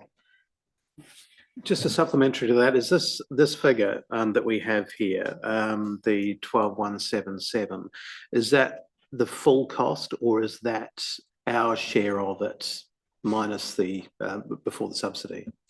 So that's the full cost. So we budget for the full cost, and then subsidy is the revenue that we offset against it. That's the cost that we need to report through the annual report, and therefore what we need to budget. All right, we will move on to number 3. So again, as written in terms of freezer building Naveries being carried forward, and then a number of other small projects. But I think the larger item on there is the proposal to remove the 455,000 tourism budget. This used to be the subsidy for Tourism Waitaki, but they're now operating within their own revenue means. It was also the budget line that supported other activities, tourism-related activities, but we do have a tourism CCO that is responsible for tourism-related activities. So that's why the proposal is there to remove that. And so obviously that also aligns to our next conversation and the request which sits around the information centre and possibly the Donna Demento discussion. So I guess the removal of that entire fund does depend on the decisions we make around that. So that'll be an after morning tea conversation. Councillor Hopkins. Yes, I would. I know this matter has been, or was canvassed, I think, at one of the workshops earlier last month, or maybe even this month. But I would frankly advocate for the cancellation of the freezer building project. It's $200,000 that we don't need to spend. And I know the argument is, oh, we can't change it because it was in the LTP. Given the predicament we're in, and given the circumstances, and given that we are proposing immediately underneath a range of changes that would amount to a 2.2% reduction in rates, I would think that no one's going to give or no one's going to express any particular anxiety or concern. And I think we're entitled to look at anything and everything that can be reduced by way of expenditure, and that is one thing that could be, in my opinion. So I guess in the annual plan conversation at the moment, that's a decision to push out. And so I think what you're asking for is through the long-term plan discussion that we do have a paper so that we can understand that what it's saying here is that we're deferring that spend. It's under contract now. It's not going to be complete by 30 June. It's just going to slip into the 27 financial year. And the principal objective of that project was to make it safe. And I think we have an obligation to do so. So it's under contract. So apologies, I had misunderstood that one as well. Councillor McCone. I was just going to reinforce Mr. Hopkins actually, because I think it's completely not a waste of money, and if it wants to fall down, it can. I think the ship has So sailed. it's the safety of people in relation to that building. And so, yeah, you say there's no one going to express anxiety and concern. I'll express anxiety and concern because if that building harms people, it'll be me in court. So if you wanted to not do that project, I'd look forward to your indemnification of me from any prosecutions in that regard. I'll come and visit you, Alex. So kind of you. But again, you know, it's private property, so people are trespassing, so therefore enter at your own risk. I don't see why we should be throwing money after something that's worth about 80 grand on the books. It's council owned property, isn't it? So is that private property?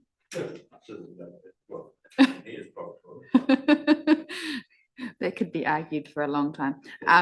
No, vehicle, but the ship sailed. Right, so then we're moving on to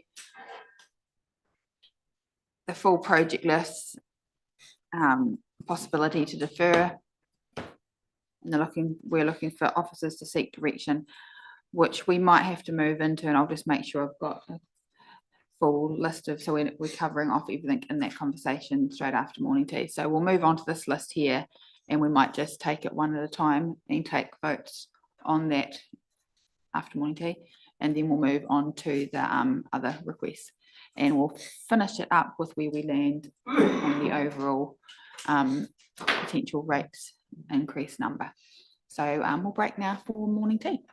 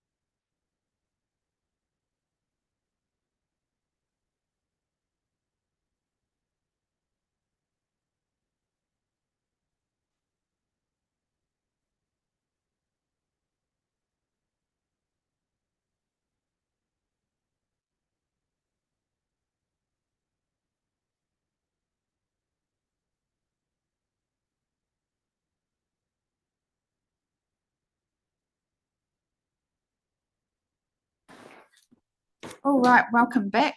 We've all had a coffee and are feeling a bit better about life. So we'll kick back into this. What we're going to do is we're going to put the a bit of a Excel spreadsheet up on the screen. Hopefully, I'm looking across the room there, which is going to track some of our conversations, and we'll talk through what this means and what it's going to be showing as we make decisions along the way. And it's a bit of a real-time understanding of where we're going to end up landing in this conversation. I might pass over to Amanda quickly just to sort of explain how this could work in the real-time sense, and then we can head back into the project by project option.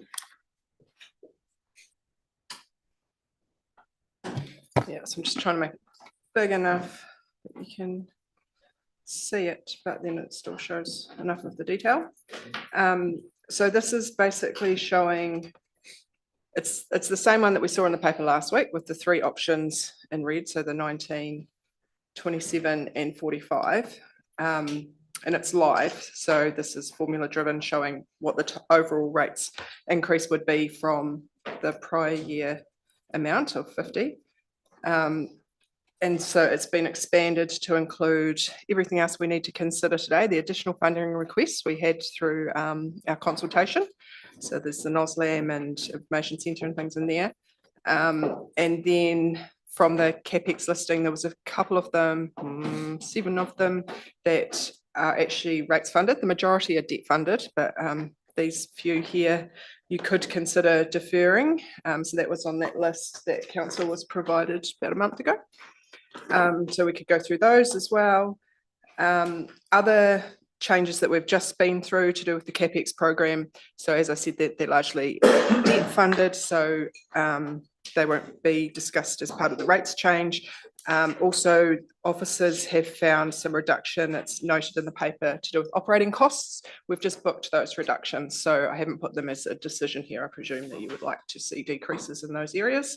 Is it the training and corporate travel, theatre and so on? So that's the operating budgets, and we might just start there because it's probably a simpler one to decide on because it's probably a little bit obvious. Do you want to bring the operating budget conversation? Yeah, I'll say a little bit about this, and the context is important in this in terms of through the transformation program, Amanda led a base budget review exercise. So that was basically stripping all the budgets back to what was necessary to provide those particular services. So there isn't much in there, but Amanda and Roger have done some work around possible areas where we could where there is some discretion. And that's mainly around the corporate training, the travel and accommodation.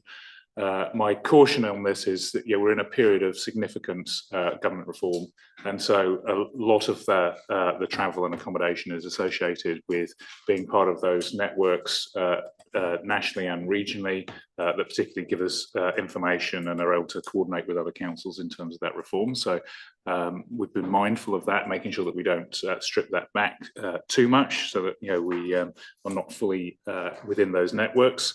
And on the training side of things, this is clearly part of the need to look at how we continuously improve. Part of that is about how do you upgrade the skills of your staff so that they can be, increase productivity, develop new approaches to things.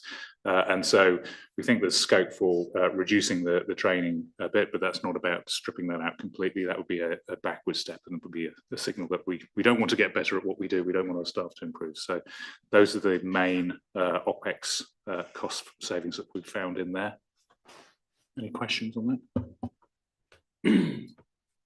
I guess just touching on that, it is really positive to see some savings be found in there, but we do need to just be really mindful that moving into the huge amount of reform we have in RMA and in local government in general, it can't be an entire line through that we've been asked for in the public sense, because we've got some massive once in a lifetime decisions to make around what our future is, and that's on behalf of our community. We need to get it right in those conversations externally with our regional partners, and also having that skill set. I've had someone put to me that we shouldn't be members of LGNZ, and I guess in this mix, when there's a whole lot of changes at play and we're trying to actually unpick all the legislation, we do not need someone on the floor here in Waitaki trying to make sense of everything. That's where that combined good and actually sharing our services with others makes so much sense. So while there's a cost to that, I think there's also a massive savings that if we were trying to do that in-house, it's just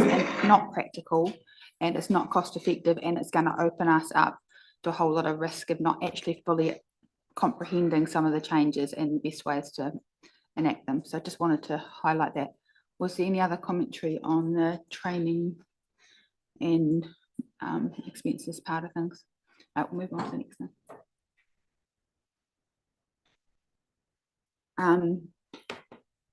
Go back to the So we'll table up above then in terms of those decisions. Yep. So, and with that, there was also some sundry expenses around food and catering, which has option to be reduced where possible. And I think there's conversations we need to have as a council around that too.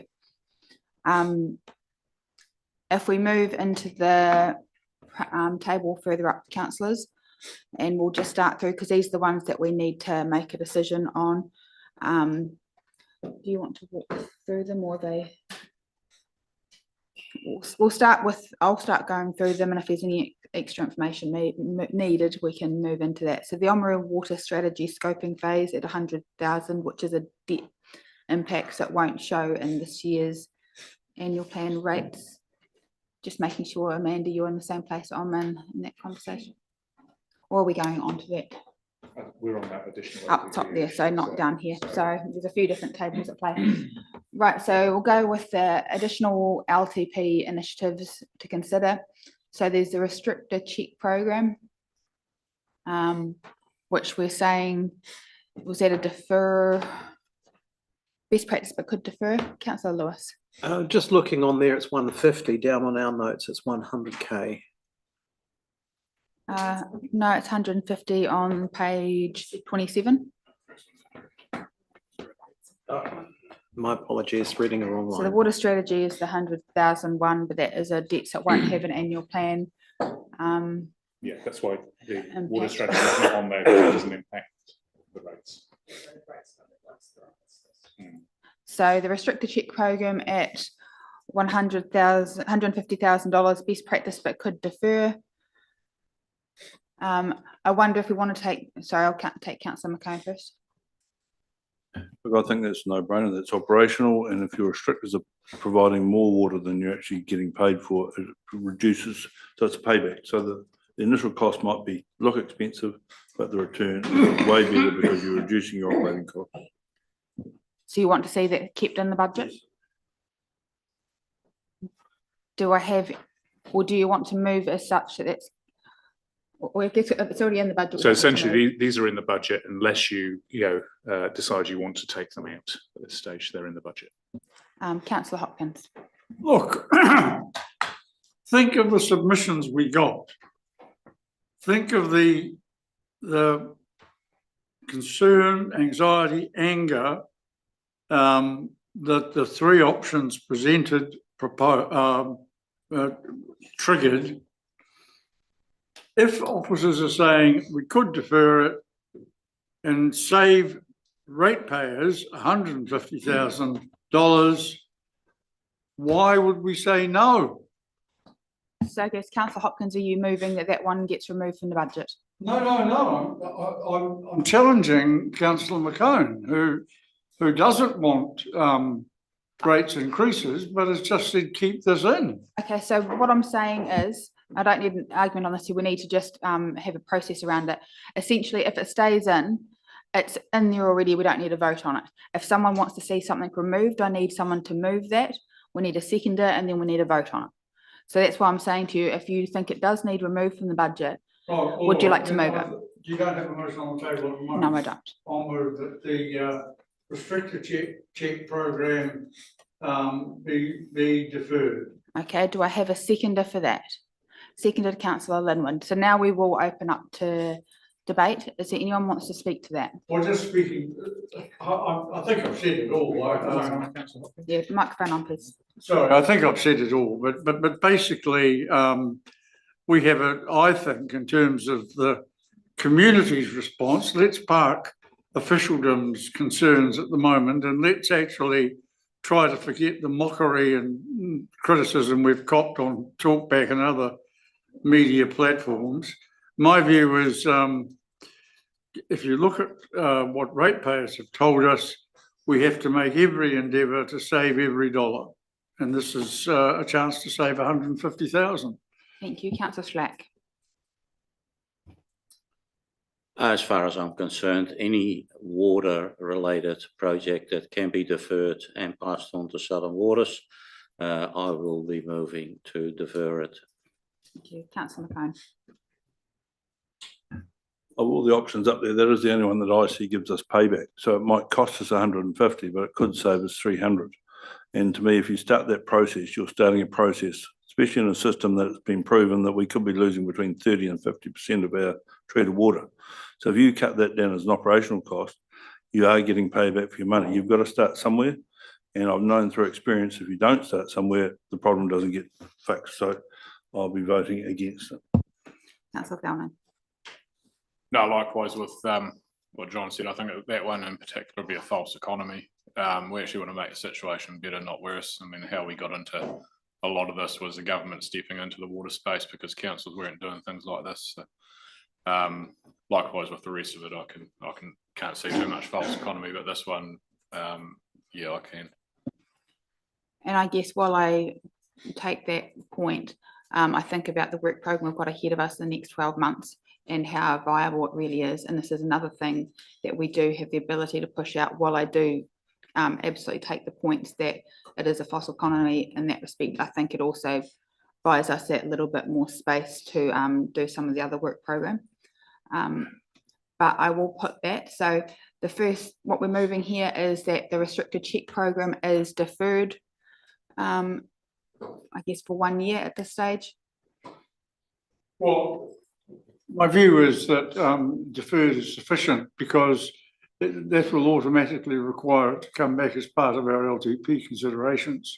So deferred to be revisited for LTP during LTP conversation. Okay, so is everyone clear on what we're voting on? Okay, I'm going to put that. All in favour, please say aye. Aye. And against? No. That's carried, I believe, but I will get the ayes to raise their hands. 1, 2, 3, 4. So that is Councillor Hopkins, Vanini T, Slack, Linwood, Holding, Lewis and myself.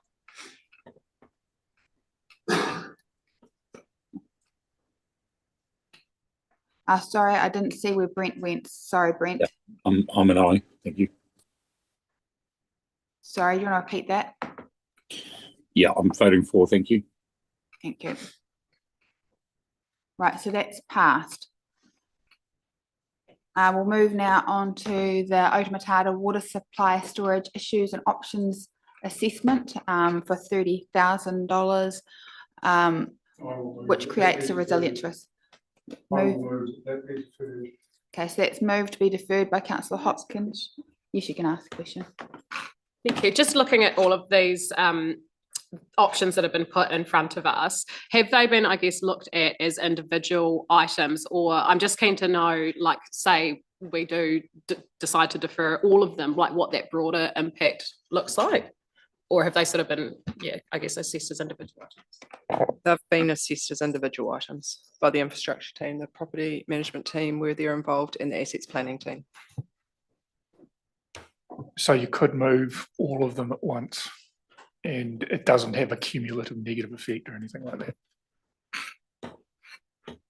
I think we're still best to work through them one at a time. I've got to move it with Councillor Hopkins to remove the Otamatata water supply storage. Do I have a seconder? Councillor Schlack. All right, any other comments on that one? No, well, I'll put that. All in favour, please say aye. Right. And against?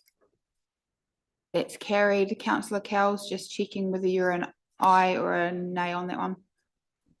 Yeah, I'm an aye. Thanks. Right, so that's unanimous on that one. So we now move on to, so making sure we're okay. Oamaru wastewater plant relocation, which is a debt funded, uncertain timing. Does anyone want to speak to this? Because it's probably not going to take anything out of the budget right now. Is that fair? I guess I'm just trying to get that explained. I'm reading off a different list, so maybe I'm best to not be on my list that I'm on. Maybe we move straight on to the sludge, sorry, because it's the annual plan. I'm just confusing matters. So the sludge management issues and options at 50,000 can defer part of this work.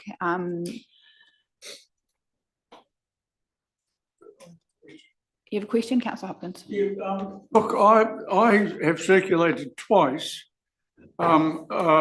suggestions regarding some items that could come out of the long-term plan budget. And desludging, the Oamaru wastewater treatment plant pond desludging was one of the matters I raised. It's identified as project 4592 in the LTP. And the budget, you're proposing to reduce that by 50,000. The budget showing at the moment is 1.5 million for this year and nothing in following years. And my question was, and is now, can a larger quantum of that desludging be allocated to the second year? In other words, suppose we said 1 million in 2026, 27 and 500,000 in the following year, or 750,000 for 2 years in a row. They would be much more significant savings than the 50 proposed. So I think we're talking about two different things. So if you go back up to the page before, we've already proposed in there a total of 2 million desludging related projects deferred. So that's the capital. And then this is issues and options. So this is looking at how you deal with desludging going forward. So it's a revenue funded initiative. Okay. Right. So we heeded your words. And thank you. No, Councillor Lewis is fine. So Councillor McCone. Just for clarification, that really means paper options as opposed to physical action. So yeah, to take physical action, you do need to work out what you're going to do. So that's about, it's a tricky issue dealing with desludging. So yes, it's about issues and options. What's the most cost-effective way going forward for dealing with desludging? So just to note, the reason it was in the 27 financial year is because the resource consent expires in 2028. All right, Councillor McCone. So what does that mean to us, man? This project, this 50K was in there to work out the issues and options ahead of the resource consent expiry. So there's a lot of pre-work to do when applying for the resource, renewing the resource consent in the following year in 2028. So it could be very detrimental if we don't proceed with it. Is that what I'm hearing? It makes timing tight. It'll just push it into the 28 year at the same time that the resource consent is expiring. So if they find something that they're not aware of or it needs further work or time, it just makes timing quite tight. So that's why ideally they had it in the 27 financial year. So it could be done a year in advance of the consent expiring. Right, so it's currently sitting in the budget. Does anyone want to move that it is removed? Councillor Thorning, are you moving that? Yeah, I'll move that as long as there is, it'll be tight, but there should still be time to actually do it. Okay, seconded Councillor Hopkins. Any other conversation, councillors? No, well, I'll put that. All in favour, please say aye. Aye. And against? That's carried. Councillor Cowles? Aye. Aye, alrighty. So that was carried unanimously. Now we move on to the Palmerston Master Plan. So we've got that in there for $100,000 and notes that it could be deferred. Do I have any questions on that, councillors? It's moved by Councillor Holding for that to be removed from the budget. Do I have a seconder there? Seconder, Councillor McCone. Any comments on that? No, well, I'll put that. All in favour, please say aye. Aye. And again, that's carried unanimously. Moving on to the Waitaki Rural Cemetery signage, $10,000 that could be deferred. Councillor McCone, was that a hand up? Were you moving that? Moved by Councillor McCone, seconded Councillor Linwood. Any conversation on that? No, well, I'll put that. All in favour, please say aye. Aye. And against? That's carried It's an aye for me. Thank you, councillor Cowles. So that's unanimous. Moving on to district-wide recreation volunteers. Yes, you may. I was under the impression that this was something that a councillor proposed last year, but has yet to be implemented. And there is a suggestion that there could be reputational risk, but I wonder how much risk there might be in as much as the if the 10,000 is removed from the budget, it simply will maintain what exists now. It won't cancel a program that's already operative. Yep, so this has no relationship to the project that was put forward last year to do with volunteers. That wasn't included in the budget in the long-term plan. So this is just an existing pool of funds that we've had for a long time, a $10,000 pool of funds that when we partner or use volunteers, and there's related costs to do with, to give an example, when we're going out actually doing something using volunteers, there is often extra costs, tiny little costs and stuff that go towards that. Like Spraying. Yeah, like with for the Tapu Trust and that, do some spraying and stuff. There's some different the North Otago Mountain Biking Group, North Otago Mountain Biking Group, do a lot, they get some funds, but they have digger hire and things like that. So there may be, that would be the sort of cost that some of those volunteer groups we support with that spray material, I believe. Deputy Mayor Ryan. So can I just ask, I guess, if we were to remove that, would that work still be done at a higher cost to us, or are we saving money by using volunteers in this capacity? So yeah, that wouldn't be able to be done. We wouldn't have the budget. This is the budget for it. So if we remove it, we wouldn't have that pool of funds. So we would either have to use volunteers at their full cost if, you know, a digger hire was needed, or if there was materials needed to be purchased or anything like that, that would have to come as a donation as well. Otherwise it wouldn't happen. Councillor Schlack. Thank you, Madam Chair. I believe this is one item that should not be deferred. I think we are basically going towards an attitude towards our community that says, hey, whatever you can do yourself and whatever you can raise yourself, you have to do. Those are the options that you have to explore. I think the benefits of retaining this in there and support our community in general with that $10,000, I think should be retained. And I move that. It's not going to be deferred, so it can stay in there. Don't have to move anything. But that is my view of the situation of this particular item. I think there's more benefits than that we lose with this. Thank you, Councillor Schlack. Councillor Cowles. Thank you. Yeah, I would agree on this one. You know, we have a huge number of volunteers right throughout our region, and these small things mean that they can get on. The labour cost is often the highest cost, and if we can assist to make sure these projects continue, I'm all for it. It lowers our overall cost. Now I have Councillor McComb, Thowning and Lewis, but if everyone is talking in support of this, can I just move on to the next one, or is someone wanting to speak about taking this out? Councillor Thowning. Yeah, I'm speaking as someone that does a lot of volunteering. I think a lot of the time you don't necessarily expect the council does pay for things. It's just a bit of a bonus. There's a huge amount of support for volunteer organisations out there. I do think that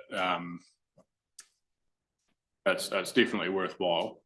So I will move that we remove it, but not because it's not worthwhile, just because I don't think that we should give to charity when we're a charity case. Right.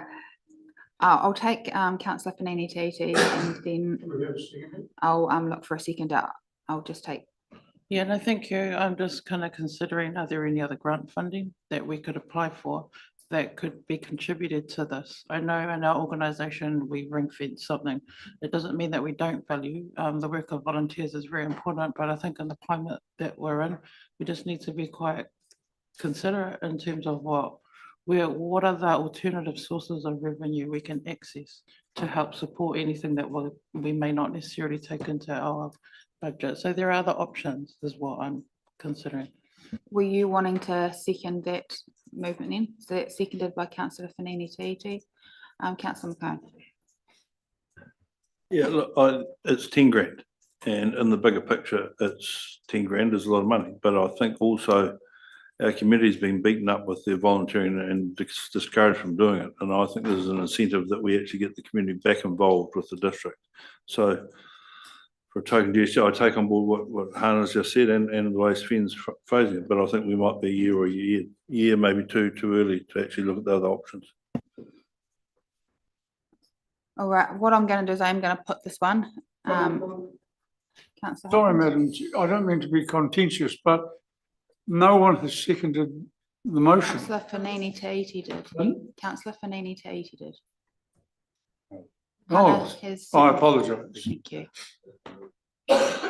Right, so I've got to move in a second. I'm going to put that. So this is for the district recreation volunteers. It's $10,000. And so the vote is for that to be removed. So for those in favour of removing that 10,000, please say aye. Please put your hands up. Put your hands up. So there's Councillor Fanini Ta'iti, Linwood, Holding and Thowning. Those in that are nay, those against, please say aye. Aye. Councillor Slack, Councillor Hopkins, Councillor McCone, Councillor Lewis, Deputy Mayor Ryan, myself, and Councillor Cowles. Were you in that one too? Correct. Correct. All right, so that is lost. So that one remains a line item in the budget. So there we move on to provision of Esplanade reserves for 30,000, which could be deferred. Moved by Councillor Hopkins, seconded Councillor Lewis. Any conversation on that one? No, all in favour, please say aye. Aye. And against? That's carried unanimously, I believe.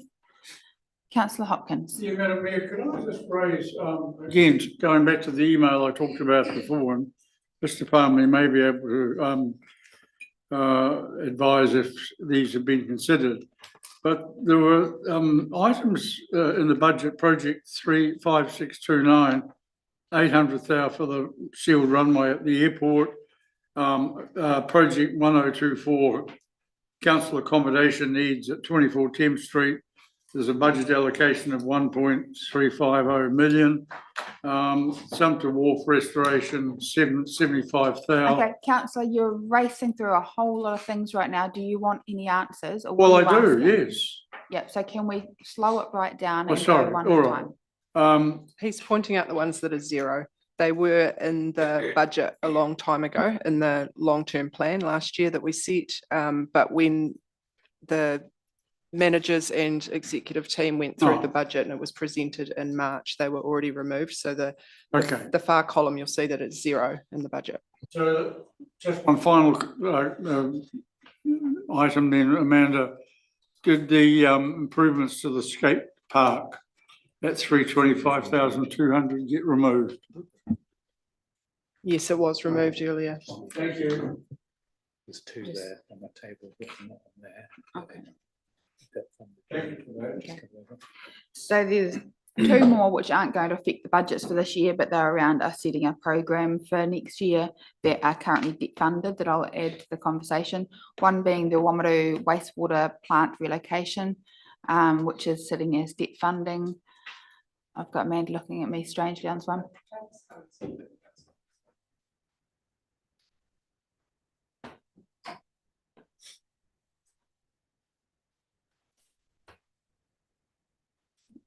Amanda was saying that is there a paper coming to council on this one? So they're in the table. I guess the question is, do we need to get a steer on those today, or is that? future day. Use your mic, please, Amanda. Projects that are noted as confidential in there that we're going to come to council for specific consideration. It's a budget, so there is placeholder budget within there. And yeah, it's up for council to decide whether it makes a move on that or not. So we can decide that outside of this annual plan process. Is that what you're saying, or are we sort of chicken and egg? No, we're saying you can make a decision in the PU session later today, and we roll that into the annual plan process. Okay, understood. Is that the same for the Oamaru Creek stormwater, or is that different again? So I'm not sure on, is that saying could defer but aware of mapped flooding issues on that one? Is that a conversation for now, or?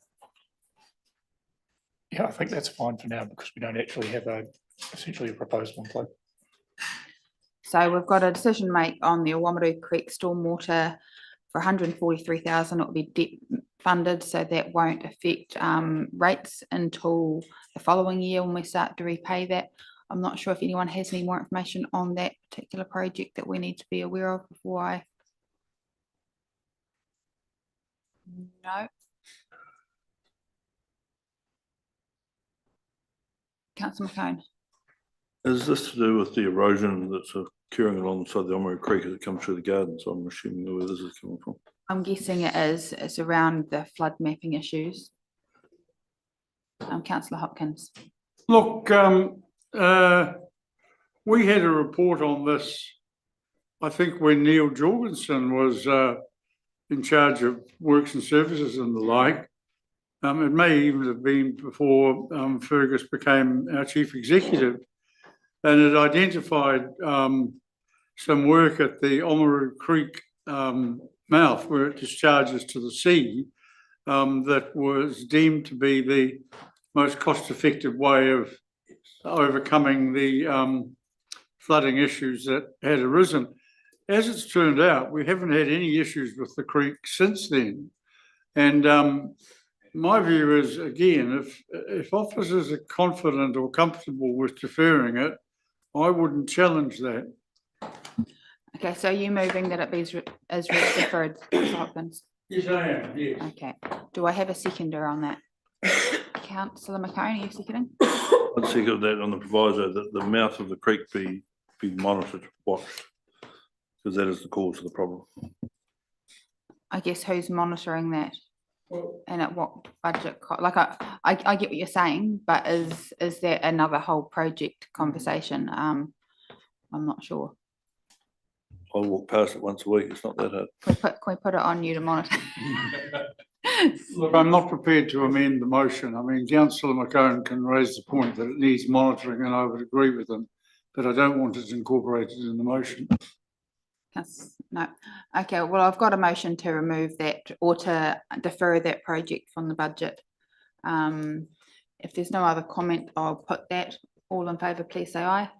Aye. And against? That's carried. Councillor McCone. Right, so that is passed. May I go back to, I may have misheard or misunderstood the conversation a little bit earlier, and if I did, I genuinely apologise. But I don't see how the second line, a new $2 million project, has been added regarding relocation of the Oamaru wastewater TP. But exactly, that's my point. So we'll be discussing that in public. Yes, so at the moment it shouldn't be incorporated in our Actually, budget. it'll be decided today. Yes, public okay. excluded, and that will flow through into our decisions. Yeah. Yes, now we go back to the individual requests for funding. And Page 25. Page 25. Right, so the first part of this, I'm going to pass over to Deputy Mayor Ryan to chair the meeting for the Nosland part of things. Okay. Do we take both of these items together or separately? Take them together. So separately. I'm getting some mixed messages here. So we'll take them separately. The table. So one of them is for NOSLAM and the other is for the East Otago. Right. So if we start with the NOSLAM request for their continuation of their $10,000 grant. We're looking, I guess we're at this stage, it's in addition to the budget that we have. So we'll be looking to remove or no, how we would be looking to move if people wanted it to add to the budget. Okay. Otherwise, it's not in the budget currently. Right. Councillor Hopkins. Yeah, I suggested the other day, and I stand by this, we have an RMA fund.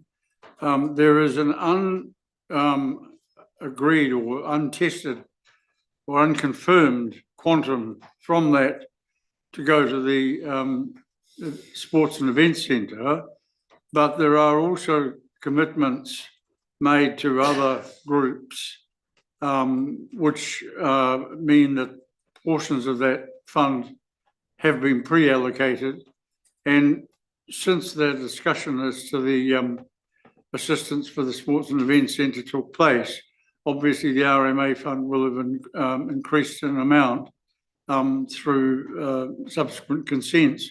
And I believe for at least 1 year, the NOSLAM and East Otago group could be funded from the RMA fund. And indeed, I'm tempted to move that that both NOSLAM and the EOCG receive $10,000 from the Waitaki District Council RMA fund for the 26-27 year. We'll just get some clarification perhaps from Mr. Cook on or Amanda. Okay, so just to clarify, in the long-term plan, these two entities received funding in the whole 9-year budget. Every single year they were to receive rates funding. And also in the long-term plan, the decision was made that any funding that goes to the RMA reserve was to be put towards the event centre. Yeah. So that would be changing both of those resolutions. So that touches on the RMA, I think decision needs to be made separately to this. So you'd have to change that decision, and then you'd have to resolve to use the RMA funding to fund these ones as well. So sorry, just to clarify, these are currently in the 10-year budgets. So this wouldn't be an additional 0.02%. That would then be a reduction if we were taking that out. They were in the long-term plan budgets, but in the budgets that I put forward that we discussed in March and April, they were removed. So management removed them during the budget process in February to reduce costs, to reduce the rates requirement. Councillor Hopkins, did you want to move? Well, I have moved, but I want to relitigate the suggestion that the whole of the RMA fund has been allocated to the Sports and Events Centre. There was persistent debate about this, and I think a range of views around the table, and it was the quantum to go to the Sports and Events Centre was never finally agreed. But we were advised by Mr. Campbell that a number of commitments had already been made in advance of consideration of how much should go to the Sports and Events Centre to other groups. So there are allocations from that fund already to entities other than Sports and Events Centre. And I'm sorry, elected members could not agree. I know there was a passionate belief from the mayor that every cent available should go to it, but other councillors weren't as convinced. And I don't believe a decision was ever ultimately reached. Do we have anyone that has record of that resolution or that we could look at? Well, just to emphasise what Ms Nichols said, the basis of the LTP is that any surplus in the RMA fund goes towards the event centre. So essentially, I can understand what Councillor Hopkins is saying, that But that's what the that's the final decision that was included in the LTP. And it was very hard to specify an amount because we're never, it's a fund we don't control. So the amount in it in any one year can vary quite significantly. So it was basically the surplus would go in against the RMA, not a dollar amount. Then if we are talking about a surplus at the time that the LTP is adopted, that would not include any funds from the RMA fund allocated in the 26-27 year. I therefore once again move that the $10,000 funding for NOSLAM and EOCG for the 2026-27 year be provided from the RMA fund. Do we have a seconder for that motion? Councillor Lewis. Any further discussion on that one? Or I guess wanting to understand perhaps the impacts of that motion, Paul or Alex, Amanda? Yeah, I guess so. The reason that decision was made in the long-term plan, council originally for the Sports and Event Centre, the resolution was to debt fund 10 million. And then subsequent to that, it was increased to 15 million. And that extra 5 million was non-ratepayer funding. So I also will need to know where we get the money to put towards that extra 5 million now if we're not using the RMA funds.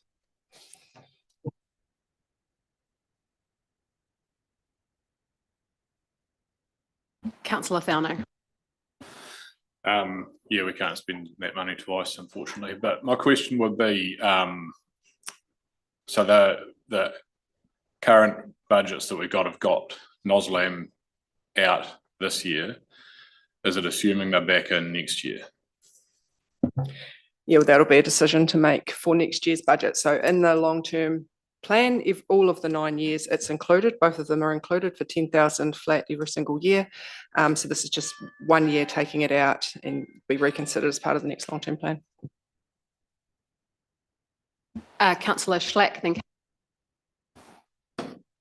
I am not sure whether this is relevant, but if I look at the East Otago catchment group, I happen to know that ORC is actually moving into this space in terms of catchment groups and workshops. In fact, I have to attend one Friday week. So, and they have made it known to me that although that one is around the catchment area of the Macrae's mine, which is included there and around Dunedin, they have already let it known that they do intend to actually extend that to North Otago as well. So there is just maybe that bit of information for councillors to consider as well. Mayor Tavendale and then Councillor Mackay.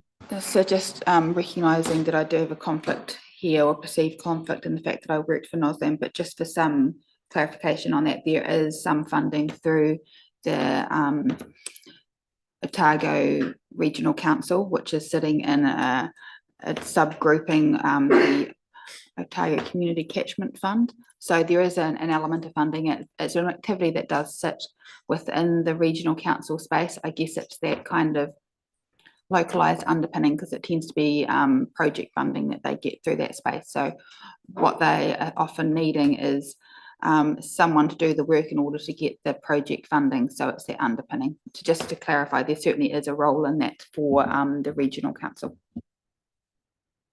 Councillor Mackay.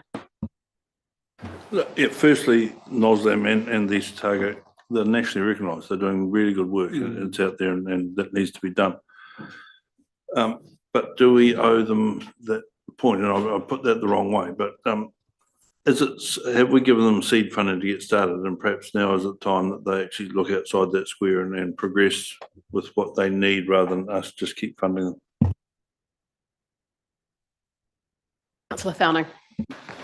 Yeah, I think it is appropriate to have ongoing funding for them because we get incredible value for it. It's yeah, you go and see what they're doing and have been doing for years now. I think the water quality in North Otago is a lot better than other places, and I'd suggest it's largely because of NOSLAM.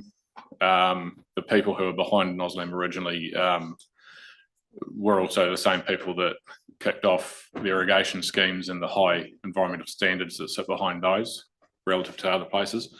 And some of those schemes are now have been largely adopted by the government in the freshwater farm plan space. So that's all. The value from Noslam's incredible, but at the end of the day, I think this is not a normal year either.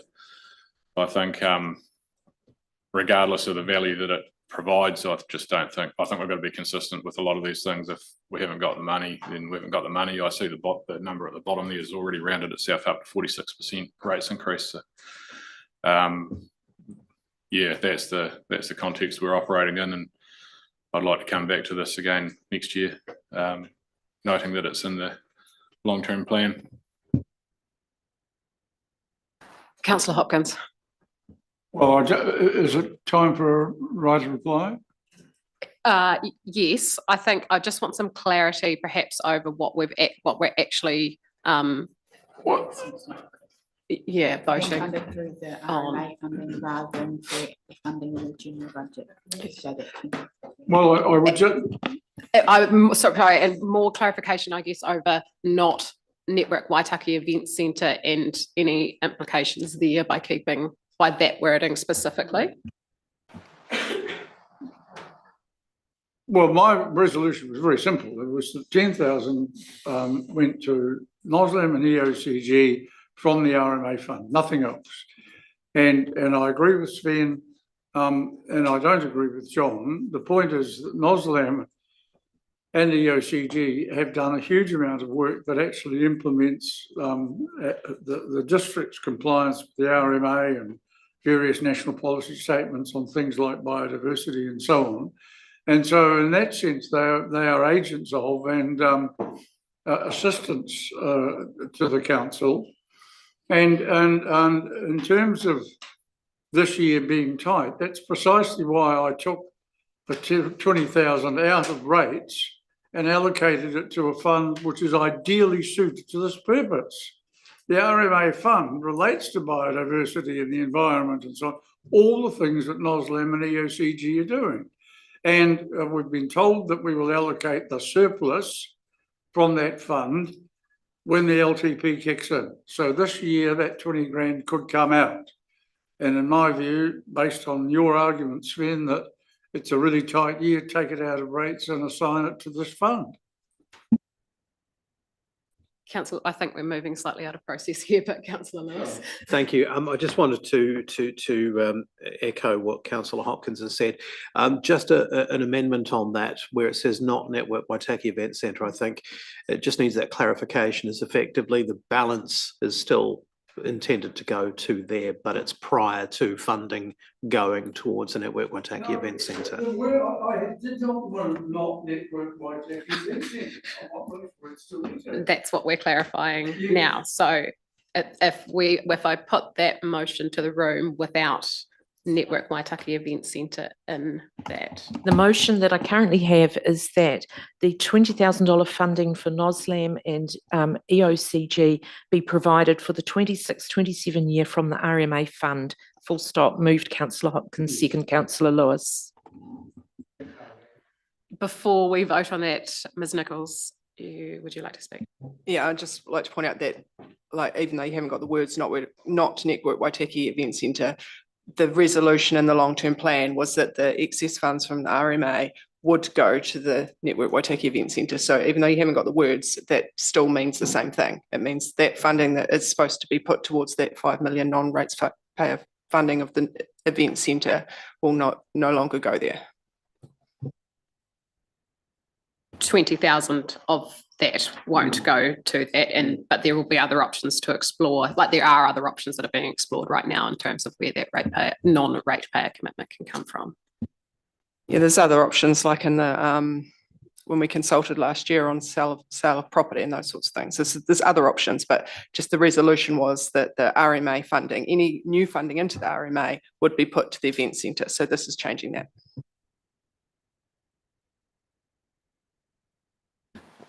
We've got a motion on the Mr. Cook. Could officers have time to check the legislation? Because I'm not sure whether the RMA fund can be used for this.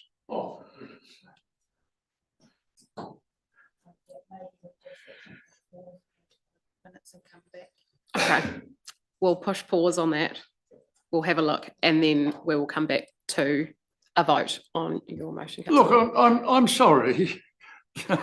Point of order, councillor Hopkins, you will get your vote, it will come, but due diligence is important in these conversations and we've talked about that as a governance team. So we will come back with a good understanding of what that means. We understand your concern. There's also such a thing as undue diligence. Councillor Hopkins, unnecessary, thank you. So I'm not going to take anyone else at the moment. What we will do is push pause. We will be back online. Let's go with 11:45, so that we can have a bit of an offline chat to make sure we're covering good process on this one. So I'll get councillors to come have a breather out in the next room.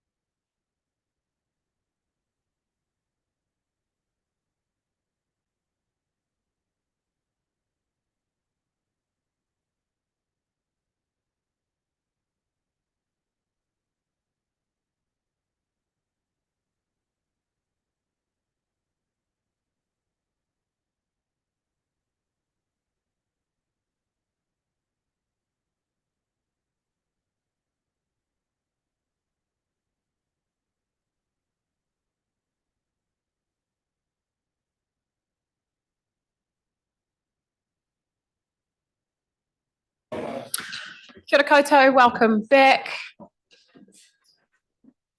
Thank you for bearing with us as we sought some clarification on that one. Ms Nichols, Mr Cook, are you able to give us any more information from what you've? Yeah, thank you for that brief pause. It did allow us to do a little bit more investigation. I believe that it is within the scope of the council to allocate that funding. All I would caution is there may be some conditions around the intent for which it is used in those two groups. It would indicate that generally the use that they're suggesting they use it for is within the intent of the legislation, but there are aspects that they refer to using it for which would be outside the intent of the legislation, such as first aid courses and things. But that's something we could work through later. Excellent. Are there any other questions before I put that motion to a vote? No. So I'll just wait for Arlene to get that back up on the screen. So the motion that we have in front of us is for the NOSLAM and EOGC funding of $10,000 for each to come from RMA, surplus RMA funding. Yes, I'm sorry, I can't put it on the screen while there's something else on.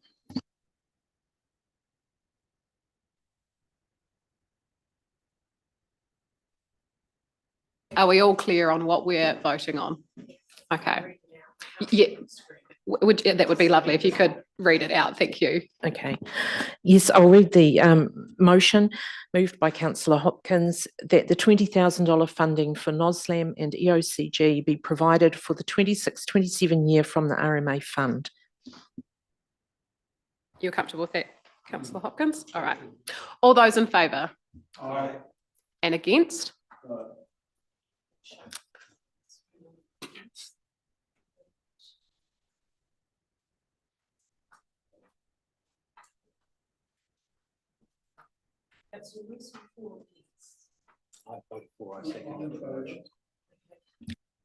I think we're getting a bit confused over in favour and against hands up here. So if we're against. Hands up if you're against at the moment. 1, 2, 3.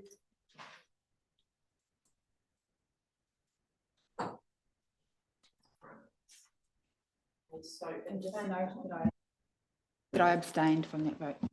In favour is Hopkins.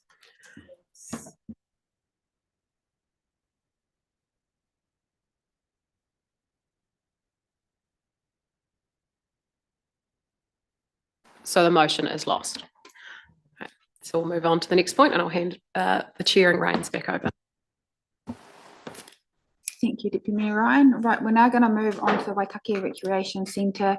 Essentially, this is another one that we have funded every year, but was removed from the budget this year. And obviously, there's a conversation to be had around how long or if we continue to fund this. But I'll pass on to Amanda to comment on this one. Sorry, so I'm just clarifying for the last one. Did that mean we're not funding them at all? We're not funding via rates either? I removed those last two completely, or we're doing a separate resolution around that? Do you want to call to see if perhaps anyone wanted to move that they added to the rates funding, or if we just park it? Well, I guess if anyone is wanting to add that to the rates funding. I'll test the mood of the meeting. The $10,000 for NOSLAM and EOCG for the 26-27 year be added to rates. Do we have a seconder? It lapses for lack of a seconder.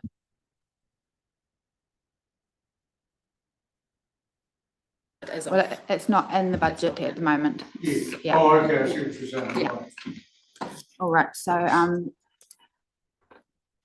So the Waitaki Recreation Centre was not included in the long-term budgets of the long-term plan. It was included in the 26 financial year, and council at the time said they would reassess each financial year thereafter. So here we are. Deputy Mayor Ryan. I guess just a question. to Mr. Palmley, it being in your KPIs, that there is a joint business case developed, I guess, for the future of, we're looking at what the future of our recreational facilities looks like and how they can work together going forward, the impact that this not being in there could have on that. I'm going to pass to Mrs. Bailey in terms of where that business plan is. Certainly, thank you. Yes, I've met with Diane Talanoa at the rec centre to, as recently as yesterday actually, to work out how we work together going forwards. And I think there's a really good opportunity for us to have our niche markets there, and it's about how we go ahead and do that. I certainly know that without this funding, they would very much struggle to open and be closed more, and then lose that momentum of the community facility that has become. So we are looking at, as we develop our business plan, working where we fit together rather than directly competing. Obviously, we've got some business coming out to the event centre now that has come out of the rec centre, but they're also finding other little niches as well that will fit quite well together. So I think not having the funding will certainly hurt them. Will see them really struggle to stay open, and just concern about that potential spiral if they're not open as often as they are now, but we'll be working together with them to try to do that planning. Do we have a time frame on that work program? Not technically, but it is in the CE's KPIs, so that would tell me yes. He'll soon put it in mine, but I would like to be focused on that over the next couple of months. Yeah. Thank you. Councillor Lewis. I'm really supportive of the work that the Recreation Centre does, and I was having a conversation with Diane on Thursday last week, just after the Network Waitaki Sports and Events Awards, and which again was another great evening. And just asking her a wee bit about the funding side of things, and they don't get much funding at all from Ministry of Education. And I think that is the sort of the primary challenge with regards to that, is that actually having enough to keep operating. And they do cater for a number of events and sports that don't necessarily fit or couldn't fit into the Network Waitaki Event Centre. And I think we've got to be very mindful of that. It is very well subscribed, and Di has done an amazing job at actually looking after those groups and giving them a home and a place to be. So I'm happy enough to move that we don't remove the funding. So you're moving that funding is goes added back into in. the budget? Sorry, yeah. Right. Do I have a seconder for that? Seconded by Deputy Mayor Ryan. Right. Any other conversation on that one? I'll start with Deputy Mayor Ryan. I guess this is a really difficult one in the circumstances that we've found ourselves in and the general discussions that we're having today.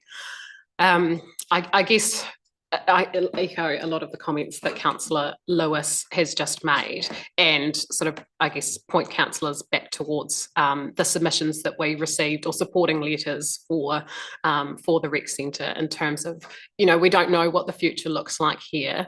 And this is, I guess, essentially, as we said we would be reviewing every year to see what that looks like. They don't understand what the impact of the event centre is yet, and they're looking for one more year to figure out what their future looks like, realising that this is not going to be, realistic and being an ongoing contribution here. And I guess just thinking about all of the discussion today and the submissions that we've received, I think a lot of, the question that keeps coming back is what is council doing? What is council doing internally? And it is a fair question. And I think just it makes me somewhat uncomfortable looking at these community groups who have such a great, do such a great service to our community. NOSLAM, the Community Recreation Centre, and actually the opportunities for savings I see are in other areas internally than cutting these costs for our real community facing organisations that do such a good job in so many different areas. Thank you. Councillor Hopkins. Sorry. Look, Councillor Ryan has mentioned one thing that I think is quite salutary and relevant, and that is that although the submission from Diane Tanaloa didn't specifically say we're looking for funding for 1 year only, Sport Otago says twice categorically in its submission and support that the rec centre is looking for 1 year's funding only. The problem we've got is the problem with all of these. If you look at the community's response to what we are proposing by way of rate rise, any increase is going to compound the anger and unhappiness that we create. And if we are to fund the sports and event, the rec centre, and I have to say I have more sympathy for this and for the other proposals in front of us, given the number of groups that benefit from its facility. But I think we just have to find, if we're going to give them 90,000 for 1 year only, A, we say that, and B, we find it from a source other than rates. I mean, they are deserving, but so are all the people who are saying $19,000, 19% rate increase will mean I can't afford to feed myself. Take your point on that, Councillor Hopkins, and I guess that my caution would be that the funding it from somewhere outside of rates is a little bit of putting us back in the stage we've been at this whole time, where we're spending while we're looking for any pots of money and they're just not there. And so we're taking away from other things. Like it's not an easy fix. So I think we've got to either make a decision or not make a decision on where the cost lies. Those pots of funding are just not there. Councillor Thelning. Sorry, Councillor Schlack, then Councillor Thelning. Thank you, Madam Mayor. I'm thinking back of 2 days, and for some of us 2.5 days of retreat sessions. And I actually pulled up the last document that Megan Payer sent to us with the 3 lens test. We got to think with our heads. We got to look at our heart, our values, and have we got the courage to make those bold decisions that we all wrote down on those things. And I genuinely feel sorry for the Waitaki Recreation Centre. And Diane, I don't know her personally. I don't know the centre personally either. But I've heard very, very good things about it. But we are sitting on the fence, and I don't think we can just stay there. We have to make the decisions based on, can we afford it or can we not? And if I look at those 582 submissions, which most of them say, look, we got to have the must-haves, not the nice-to-haves. And I don't really want to put this in the nice-to-haves, but do we must have this? I don't think so. Therefore, I believe it is an expense that we can ill afford. And putting the hard feelings aside, we got to think with our brains and what's best for the whole of the district. And I will be opposing adding this to our budget. Thank you, Councillor Thelning. Yeah, that is definitely one of the tough ones, similar to the other conversations we've had, and we've got another couple to go as well. But I just don't see that we've got much option. The numbers are pretty black and white, probably a lot more than a red and white. The pots of money are all empty, and it's a tough one to weigh up all the benefits of the rec centre and the large number of groups that are using it, all the benefits that we know that come from physical activity and sport, against the hardship that's going to be caused by that number at the bottom of the page as well. So yeah, I guess just to be consistent, I'll also be voting against including this one. Thank you. Councillor McCone. That's pretty much what been said. I really back what Councillor Ryan said right at the very start. It's for the health of our community, really. And so I'm sort of in a difficult place because of what Lisa said before about what the options are out there and everything else. I think we've got a new system coming up that must be paid for as well, but we've also got more opportunities for our younger people and those that like going to the gym or doing whatever they like to do out there to use it. So I honestly don't know where to sit on this one. Councillor Holden. I think from my position is not so much about the benefits, but I didn't realise this being taken out, and I thought it was more they're being a victim of our timing, and I thought the transition period was supposed to include them in there. So I think 1 more year is only fair to get those nuts and bolts sorted.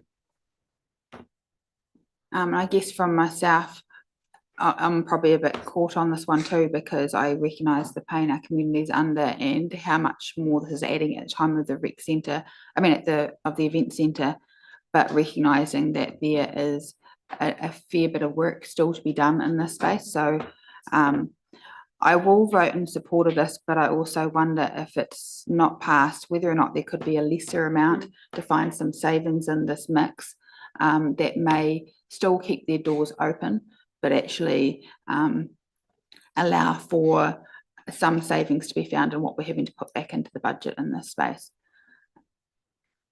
But now I think I've gone through all the speakers. Was anyone else wanting to speak to this? Right, so we're voting on adding the $90,000 back into the mix. It was moved by Councillor Lewis, seconded by Deputy Mayor Ryan. I'm going to move that. All in favour, please say aye. Aye. And against? No. Right, I'll get the against to hold their hands up, please. Got against Councillor Hopkins, Councillor Fanini Ta'iti, Councillor Schlack, Councillor Linwood and Councillor Thowning. Councillor Cowles, where are you sitting? Yeah, I'm against on that one as well, thank you. So Councillor Cowles against, so that is lost.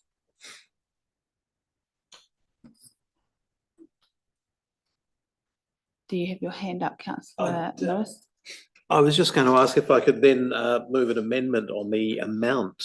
Or just move a new Move a new motion. That figure is revised to 60,000.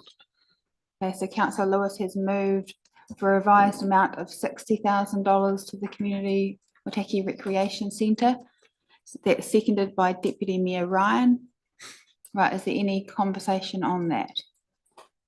Councillor Hopkins. Sorry, look, what Councillor Schlack has said is inescapably correct. We did say we had to make tough choices, and here we are confronted with one, and the tough choice is actually saying to ratepayers, we won't hoover an extra 90,000 out of your pockets, but we will take 60. We either say to them, we heard what you said about 19, 27 and 45% rate increases, and we've done everything in our power to reduce them, or we actually essentially dismiss the concern of 580 people, or the vast majority thereof, by just responding to traditional requests for funding as if we're not confronted with a crisis. If it's a tough decision, then the tough decision is either yes and make everyone 580 people angry, or no and disappoint the rec centre. I guess there is different decisions in that, Councillor Hopkins, which is recognising that the conversation we have today could be the decision on whether the doors stay open or not. So there's unintended consequences, and there's a little bit of onus on us in this one here and actually working with them on what the future is, and we haven't actually had the time and actually done that body of work. So just putting that rider on that there's unintended consequences. Well, I totally take your point. So it's trying to find a point in there that works for our community. I've got Councillor Slack, then Deputy Mayor Ryan, then Councillor Linwood. Yeah, to me, just for clarification, the reasons why I voted against it already are clear. The other point is just consistency. As a councillor for my ward, I had to send out an email to my fellow community board members where I sat at a particular situation last week, and I have to be consistent across the board. I cannot just simply jump from one to the other. So even the 60, even if you put 10 there, I'm very sorry. I will stay consistent with my reasons and will still be voting against it. Thank you. Deputy Mayor Ryan. Thank you. And I hear that, and I also am totally hearing what you're saying, Councillor Hopkins, as well. I think the difference with this one in particular is that, and for some clarification, I'm the council appointee on the Waitaki Recreation Centre Trust. And since I have been in that role since 2022, there have been so many different discussions about what the future looks like. And I have heard, comments that perhaps they should have acted earlier in terms of where, in terms of future planning. But to assure all of you, those conversations have been happening. There have been conversations with different potential users. There have been all sorts of options put forward. There have been surveys of members in terms of where they're going, what their future plans are, and assurances, I guess, in terms of it being in the CE's KPIs that they would be involved, in a wider look at what is happening with recreation because of the impact of the new event centre and how it can be used as, complementary to the event centre there. So I think I hear the consistent messaging that we need to have, but I also feel like this sits slightly differently in terms of there have been ongoing conversations in this space. There have been, there's been different staffing changes and different conversations that just haven't happened yet. And it's just, I just feel like the unintended consequences of this and the flow on, it's not just on the rec centre, it's for our community as well. Councillor Linwood. Thank you. It's really yucky to be sitting here making these awful decisions. I love everything that the rec centre does, but I just want to echo Councillor Schlack and Councillor Thowning's comments earlier. Does anyone have any idea the minimum amount of money that the rec centre would require to stay up and running for another year? I think it would be plucking a figure out of the air would be my guess. There's probably an argument that they could cut their cloth to whatever we put in front of them. But I don't know what the amount is that essentially watches them fall over. I couldn't be clear on that, and I don't think we've got that clarification around. So sorry, no. Right, we've taken all the speakers on that, so we are voting now on adding $60,000 of funding to the Waitaki Recreation Centre. I'm going to put that. All in favour, please say aye. Aye. And against? No. All right, so I'll get the against to raise their hand on this one. Councillor Hopkins, Councillor Schlack, Councillor McCone, where are you hanging out? Councillor Linwood and Councillor Thowning and Councillor Fanini Tahiti and Councillor Cowles. So that would be lost again. All right, was there any other motions on the table around the rec centre? No, so we'll move on. So